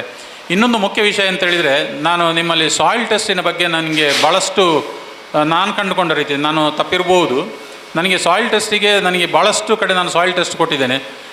ಸಾಯಿಲ್ ಟೆಸ್ಟ್ ಕೊಟ್ಟ ಕೂಡಲೇ ನಮ್ಮ ತೋಟದಿಂದಲೇ 2 ಸಾಯಿಲ್ ಕೊಟ್ಟ ಕೂಡಲೇ 2 ಸಾಯಿಲನ್ನು ಬೇರೆ ಬೇರೆ ರೀತಿಯಲ್ಲಿ ಮಾಡ್ತಾರೆ. ನಾವು ಆ್ಯಕ್ಚುಲಿ ನಮ್ಮದು 2 ಒಂದೇ ಅಂತೇಳಿ ಕೊಟ್ಟಿರೋದಿಲ್ಲ. ಸೊ ಈ ಥರದ ಒಂದು ಇದೆ ಟೆಕ್ನಾಲಜಿ. ಇನ್ನೂ ಒಂದು ಲ್ಯಾಬು, ಸರಿಯಾದ ಲ್ಯಾಬ್ ಇಲ್ಲ. ನಾವು MCFಗೆ ಹಾಸನಕ್ಕೆ ತಗೊಂಡು ಕೊಡ್ತೇವೆ, ಹಾಸನದಿಂದ ಅವರು ಬೆಂಗಳೂರಿಗೆ ಕಳಿಸ್ತಾರೆ. ಈ ಅದರ ಮೂಲಕ ನಾನು ಅವರಿಗೂ ಕಳಿಸಿದೆ, ಪ್ಲಸ್ ಪಿ ಎನ್ ಭಟ್ರವರಿಗೂ ಕಳಿಸಿದೆ. ಸೊ ಈಕ್ವಲ್ ಬಂತದು ಆಲ್ಮೋಸ್ಟು. ಅದರಲ್ಲಿ ಏನೆಲ್ಲ ಡಿಫಿಷಿಯನ್ಸಿ ಇದೆ ಅದು ನನಗೆ ಈಕ್ವಲ್ ಒಂದು ಹಂತಕ್ಕೆ ಸರಿ ಇದೆ ಅಂತೇಳಿ ಅನಿಸಿತು. ಬಟ್ ಅದೇ ನಾವು ಇಲ್ಲಿ ಲೋಕಲ್ ಲ್ಯಾಬಿಗೆ ಕೊಟ್ಟರೆ ಏನಾದರೂ ಮಾಡಿಕೊಡ್ತಾರೆ ಅವರು. ಫಾಸ್ಫರಸ್ ಜಾಸ್ತಿ, ಇನ್ನೊಂದು ಜಾಸ್ತಿ, ಯಾವುದಾದ್ರೂ ಹಾಕಿ ಕೊಡ್ತಾರೆ. ಅದರ ಪ್ರಕಾರ ನಾವು ಗೊಬ್ಬರ ಹಾಕಿದರೆ ಇಲ್ಲಿ ನಮ್ಮದು ಅಡಿಕೆ ಮರದ ಏನಿದೆ ಅದು ಕಂಪ್ಲೀಟ್ ಹೋಗಿರ್ತದೆ. ಈ ರೀತಿಯ ಪ್ರಾಕ್ಟಿಕಲ್ ಆಗಿ ನಾವು ಹಲವಾರು ಸಮಸ್ಯೆಗಳನ್ನು ಈಗ ನೋಡಿದ್ದೇವೆ ನಾವು. ಅದನ್ನು ತಾವು ಇದು ಮಾಡಿದರೆ ನಿಮ್ಮದು ಕೇವಲ ಈಗ ಅಡಿಕೆ ಗಿಡಗಳಿಗೆ ಮಾತ್ರ ನೀವು ಇದ್ದೀರಿ, ನಿಮ್ಮ ಅಪ್ಪಂಗಳದಲ್ಲಿ ಇದಕ್ಕೆ ಇದೆ ಯಾವುದು ಏಲಕ್ಕಿ ಇದು ರಿಸರ್ಚ್ ಮಾಡ್ತಾರೆ, ಇಲ್ಲಿ ಕಿದುವಲ್ಲಿ ತೆಂಗಿನ ಇದು ಮಾಡ್ತಾ ಇದ್ದಾರೆ. ಸೊ ನೀವು ಅದನ್ನು ಸ್ವಲ್ಪ ನಾವೆಲ್ಲ ಸೇರಿ ಅದನ್ನು ಯಾರೊಬ್ಬ ಒಂದು ಲೀಡರ್ಶಿಪ್ ತಗೊಂಡು ಅದನ್ನು ಮಾಡಿದರೆ ಒಳ್ಳೆಯದು ಅಂತೇಳಿ ನನ್ನ ಅಭಿಪ್ರಾಯ. ಯಾಕೆಂತೇಳಿದರೆ ಖಾಲಿ ಇವತ್ತೊಂದು ದಿವಸ ಸಭೆ ಕರೆದು ಇವತ್ತಿಗೆ ಮುಗಿಬಾರ್ದು ಇದು. ಯಾಕೆಂತೇಳಿದ್ರೆ ಇದು ಮುಂದುವರಿಬೇಕು. ಆ ಮೂಲಕ ನಾವು ಇದನ್ನು ಮಾಡಬೇಕು. ನೋಡಿ ಇಲ್ಲಿ ಈಗ ಕೋಮಲೆ ಗಣಪತಿ ಭಟ್ರು ಇದ್ದಾರೆ, ಅವರೇನು ಸೈಂಟಿಸ್ಟು ಅಲ್ಲ ಏನೂ ಅಲ್ಲ, ಅವರು ಟ್ರೀ ಬೈಕ್ ಇನ್ವೆನ್ಷನ್ ಮಾಡಿದ್ದಾರೆ ಅವರ ಸ್ವಂತ ಒಂದು ಮುತುವರ್ಜಿಯಿಂದ. ಹಾಗೆ ಒಬ್ಬೊಬ್ಬರಿಗೆ ಒಂದೊಂದು ಏನೋ ಒಂದು ಇದು ಇರ್ತದೆ, ಅದನ್ನು ನಾವು ಎನ್ಕ್ಯಾಶ್ ಮಾಡುವ ಮುಖಾಂತರ ಈ ಒಂದು ಸಮಸ್ಯೆಗೆ ಈಗ ರಮೇಶ್ ದೇಲಂಪಾಡಿ ಅವರು ಮಾತನ್ನು ಸ್ವಲ್ಪ ಕೇಳಿದ್ದೆ ನಾನು. ಅದನ್ನು ನಾವು ಆಲ್ಮೋಸ್ಟ್ ಅದನ್ನೊಂದು ಟ್ರೈ ಮಾಡ್ಬೋದು. ಇಷ್ಟರವರೆಗೆ ಟ್ರೈ ಮಾಡಿದ್ರಲ್ಲಿ ಈಗ ನನಗೆ ಗೊತ್ತಿದ್ದಾಗ 1970s ವಯನಾಡಿಂದ ಶುರುವಾದ ಈ ಒಂದು YLD ಏನು ಪ್ರಾಬ್ಲಮ್ ಇದೆ, ಇವತ್ತುವರೆಗೂ ಇದಕ್ಕೆ ಒಂದು ತೀರ್ಮಾನಕ್ಕೆ ನಾವು ಬರಲಿಲ್ಲ. ಆದ ಕಾರಣ ಈಗ ಬರೀ ನಿಮ್ಮನ್ನು ನಾವು ದೂರಿ ಪ್ರಯೋಜನ ಇಲ್ಲ. ನೀವು ನಿಮ್ಮ ನಾಲೆಜಿಗೆ ಸರಿಯಾಗಿ ನಿಮಗೆ ಅಲ್ಲಿ ಫೀಡಿಂಗ್ ಬೇಕಲ್ಲ, ಅದು ಬಂದರೆ ಮಾತ್ರ ನಿಮ್ಮ ನಾಲೆಜ್ ಇಲ್ಲಿ ಪ್ರಾಕ್ಟಿಕಲ್ ಆಗಿ ಕಾಣ್ತದೆ. ಅದು ನಮಗೆ ಗೊತ್ತಿರುವಂಥ ವಿಷಯ. ಅದನ್ನು ನಾವು ಸರ್ಕಾರದ ವ್ಯವಸ್ಥೆ ಏನು ಅಂತ ಹೇಳೋದನ್ನು ನಾವು ಚೆನ್ನಾಗಿ ತಿಳ್ಕೊಂಡಿದ್ದೇವೆ. ಆದರೆ ನಿಮ್ಮನ್ನು ದೂರಿ ನಮಗೇನು ಪ್ರಯೋಜನ ಇಲ್ಲ. ಯಾಕೆಂತೇಳಿದರೆ ಫಸ್ಟ್ ದೂರದೇ CPCRI ಅವರನ್ನು ಎಲ್ಲ ಕಡೆ ಹೋದ ಕೂಡಲೇ ಅವರು CPCRI ಅವರು ಸರಿ ಇಲ್ಲ, CPCRI ಅವರು ಮಾಡೋದಿಲ್ಲ, CPCRI ಅವರು ಅಡಿಕೆ ತಳಿ ಅಭಿವೃದ್ಧಿ ಮಾಡೋದಿಲ್ಲ ಎಲ್ಲ ದೂರುತ್ತಾರೆ. ಆದರೆ ನಿಮ್ಮ ಸಮಸ್ಯೆಗಳು ಈಗ MLA ಅವರು ಹೇಳಿದಾಗ ನಮಗೂ ಸ್ವಲ್ಪ ಅರ್ಥ ಆಗ್ತದೆ. ಆದ ಕಾರಣ ನೀವು ನಿಮ್ಮ ಒಂದು ಸೀಮಿತ ಅಧಿಕಾರ ಇದೆ ನಿಮಗೆ, ಅದರಲ್ಲಿ ನಮ್ಮ ಜೊತೆ ಸ್ವಲ್ಪ ಕೈಗೂಡಿಸಿ ನೀವು ಜೊತೆಯಲ್ಲಿ ಸೇರಿ ಅದನ್ನೊಂದು ಮಾಡುವ ಅಂತೇಳುವ ಒಂದು ನಿರ್ಧಾರಕ್ಕೆ ನಾವು ಇವತ್ತು ಇಲ್ಲಿ ಬಂದರೆ ನಾವೇನಾದ್ರು ಫರ್ದರ್ ಮುಂದಿನ ದಿವಸದಲ್ಲಿ ಸ್ವಲ್ಪ ಆಶಾದಾಯಕವಾಗಿ ಕಾಣ್ಬೋದು ಅಂತೇಳುವ ನನ್ನ ಒಂದು ಅನಿಸಿಕೆ. ಅದಕ್ಕೆ ತಾವು ಸಹಕಾರ ಕೊಡ್ತೀರಿ ಅಂತೇಳಿ ನಾನು ನೆನಪಿಸ್ಕೊಂಡು ಥ್ಯಾಂಕ್ ಯು. ಇದಕ್ಕೆ ನಮ್ಮದು ತುಂಬ ಸಹಕಾರವಿದೆ ಸರ್, ಯಾವುದೇ ರೀತಿಯ ಪ್ರಾಬ್ಲಮ್ ಇಲ್ಲ. ನಾವು ಯಾವುದೇ ರೀತಿಯಲ್ಲಿ ಎಸ್ಪೆಷಲಿ ಈ ಹಳದಿ ಎಲ್ಲರೂ ಈಗ ನೋಡಿ, ಈಗ ಕಳೆದ ತಿಂಗಳು ನಮ್ಮಲ್ಲಿ ಹೇಳಿದ್ರು ಅಲ್ಲಿ ಇವರು ಶೃಂಗೇರಿ ಅವರು ಇದು ಮಾಡ್ತಾ ಇದ್ದಾರೆ. ಹಾಗಾಗಿ ಈಗ ನಾವು ಡೈರೆಕ್ಟ್ ಅವ್ರನ್ನೇ ಕಾಂಟ್ಯಾಕ್ಟ್ ಮಾಡಿದ್ವಿ, ನಮ್ಮ ಕೂಡ ಜೂಮ್ ಮೀಟಿಂಗ್ ಮಾಡಿದ್ವಿ ಅವ್ರ ಹತ್ರ ಕೂಡಿ. ನಾವು ಹಾಗಾದರೆ ವೈರಸ್ ಇದೆ ಅಂತ ಹೇಳ್ತಾ ಇದ್ದಾರೆ, ಹಾಗಾದ್ರೆ ನೋಡುವ, ನಾವು ನೋಡ್ತೀವಿ, ನಮಗೂ ಪ್ರಾಬ್ಲಮ್ ಇರ್ತದೆ, ಮಾಡ್ತೇವೆ ನಾವು. ಈಗ ಬಂದರೆ ನಾವು ಕೂಡ ಅದನ್ನು ಯಾವ ರೀತಿಯಲ್ಲಿ ನಾವು ಕೊಲಾಬ್ರೇಷನ್ ಆಗಿ ಇವನ್ ಫಾರ್ಮರ್ಸ್ ಇದು ಬರಬೇಕು. ನಾನು ಒಪ್ಕೊಳ್ತೇನೆ, ಇದಕ್ಕೆ ಕೇವಲ ಸೈಂಟಿಸ್ಟ್ ಒಬ್ಬರು ಮಾಡಿದ್ರೆ ಆಗೋದಿಲ್ಲ, ಎಲ್ಲರೂ ಕೊಲಾಬ್ರೇಟ್ ಆಗಿ. ಹಾಗೆ ಕೋವಿಡ್ ಬಂದಾಗ ಎಲ್ಲ ಇನ್ಸ್ಟಿಟ್ಯೂಟ್ಗಳು ಎಷ್ಟೊಂದು ಜನರು ಇನ್ವೆಸ್ಟ್ ಆಗಿ ಮಾಡಿದರು. ಇದಕ್ಕೆ ಕೇವಲ ಒಂದು CPCRI ಅಥವಾ ಒಬ್ಬರು ಇದ್ದರೆ ಇದಾಗೋದಿಲ್ಲ. ಐ ಥಿಂಕ್ ಎಲ್ಲರೂ ಕೂಡ್ಕೊಂಡ್ರೆ ಡೆಫಿನೆಟ್ಲಿ ನಾವು ಕೂಡಿ ಅದಕ್ಕೆ ಒಂದು ಸೊಲ್ಯೂಷನ್ ಮಾಡ್ಬೋದು, ಕಂಡುಹಿಡ್ಬೋದು.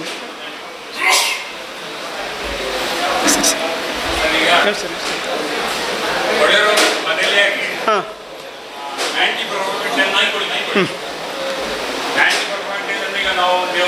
ಹೇಳಿ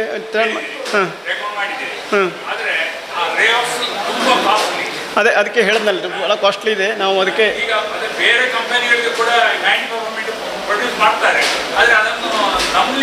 ನಂಬಲಿಕ್ಕೆ ಆಗ್ತಾ ಇಲ್ಲ. ಬೇರೆ ನಾವು ಕೂಡ ಇವನ್ ನಮ್ಮ ಟ್ರಯಲ್ಲಿಗೆ ಕೇಳಿದಾಗ ನಾವು ಜಮ್ಮಲ್ಲಿ ಮಾಡಬೇಕು. ಜಮ್ಮಲ್ಲಿ ನಾವು ಮಾಡಿದಾಗ 1,000 ರೂಪಾಯಿ ಲೀಟ್ರ್ ಕೊಡ್ತದೆ. ನಮಗೆ ನಂಬಲಿಕ್ಕೆ ಆಗ್ತಾ ಇರಲಿಲ್ಲ ಯಾವುದು.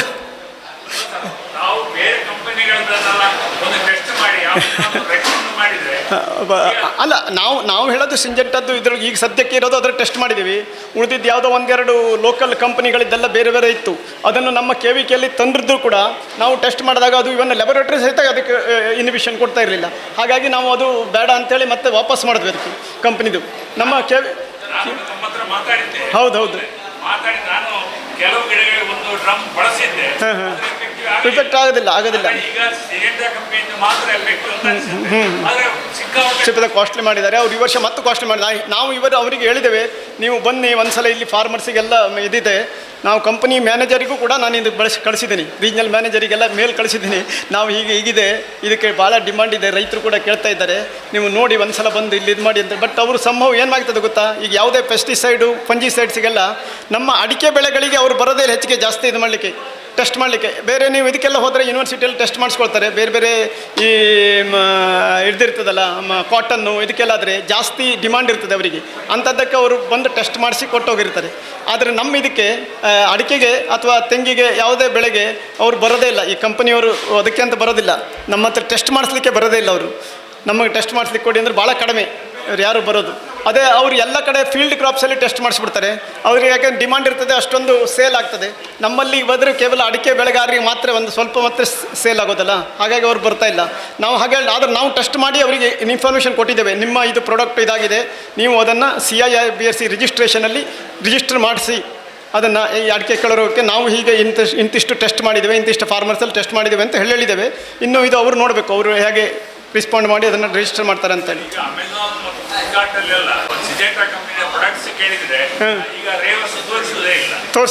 ರೇವಸ್ ಅದೇ ಅವರು ಅದಕ್ಕೆ ಏನಿದೆ, ರೇವಸ್ ಈಗ ಭಾಳ ಮೊದಲೇ ಲೇಟ್ ಬ್ಲೈಟ್ ಆಫ್ ಪೊಟ್ಯಾಟೋಗೆ ಬಂದಿತ್ತು.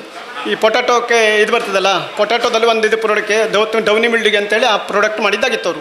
ಆಮೇಲೆಲ್ಲ ಬೇರೆ ಬೇರೆ ಮತ್ತು ಇದ್ರ ಪ್ರಾಡಕ್ಟ್ ಬಂದ ಮೇಲೆ ಇದ್ರ ಡಿಮಾಂಡ್ ಕಡಿಮೆ ಆಗಿದೆ ಅವರಿಗೆ. ಅದಕ್ಕೆ ಸೊ ಅವರು ಅದಕ್ಕೆ ಆ ಪ್ರಾಡಕ್ಟ್ಗಳಿಗೆ ಹೋಗ್ತಾ ಇದ್ದಾರೆ. ಇದಕ್ಕೆ ಅಷ್ಟೊಂದು ಇದಿಲ್ಲ. ಈಗ ಆಲ್ಟರ್ನೇಟಿವ್ ಪ್ರಾಡಕ್ಟ್ ಭಾಳ ಡಿಮಾಂಡ್ ಕಡಿಮೆ ಇದೆ. ಈ ವರ್ಷ ನಾನು ಕೇಳಿದ್ದೀನಿ ಸರ್ ಎಲ್ಲೆಲ್ಲಿ ಬರ್ತಾ ಇದೆ ಅಂತ, ಬೆಳೆ ಕಡಿಮೆ ಮತ್ತೆ product. That's my gadget. Let's go have some fun then.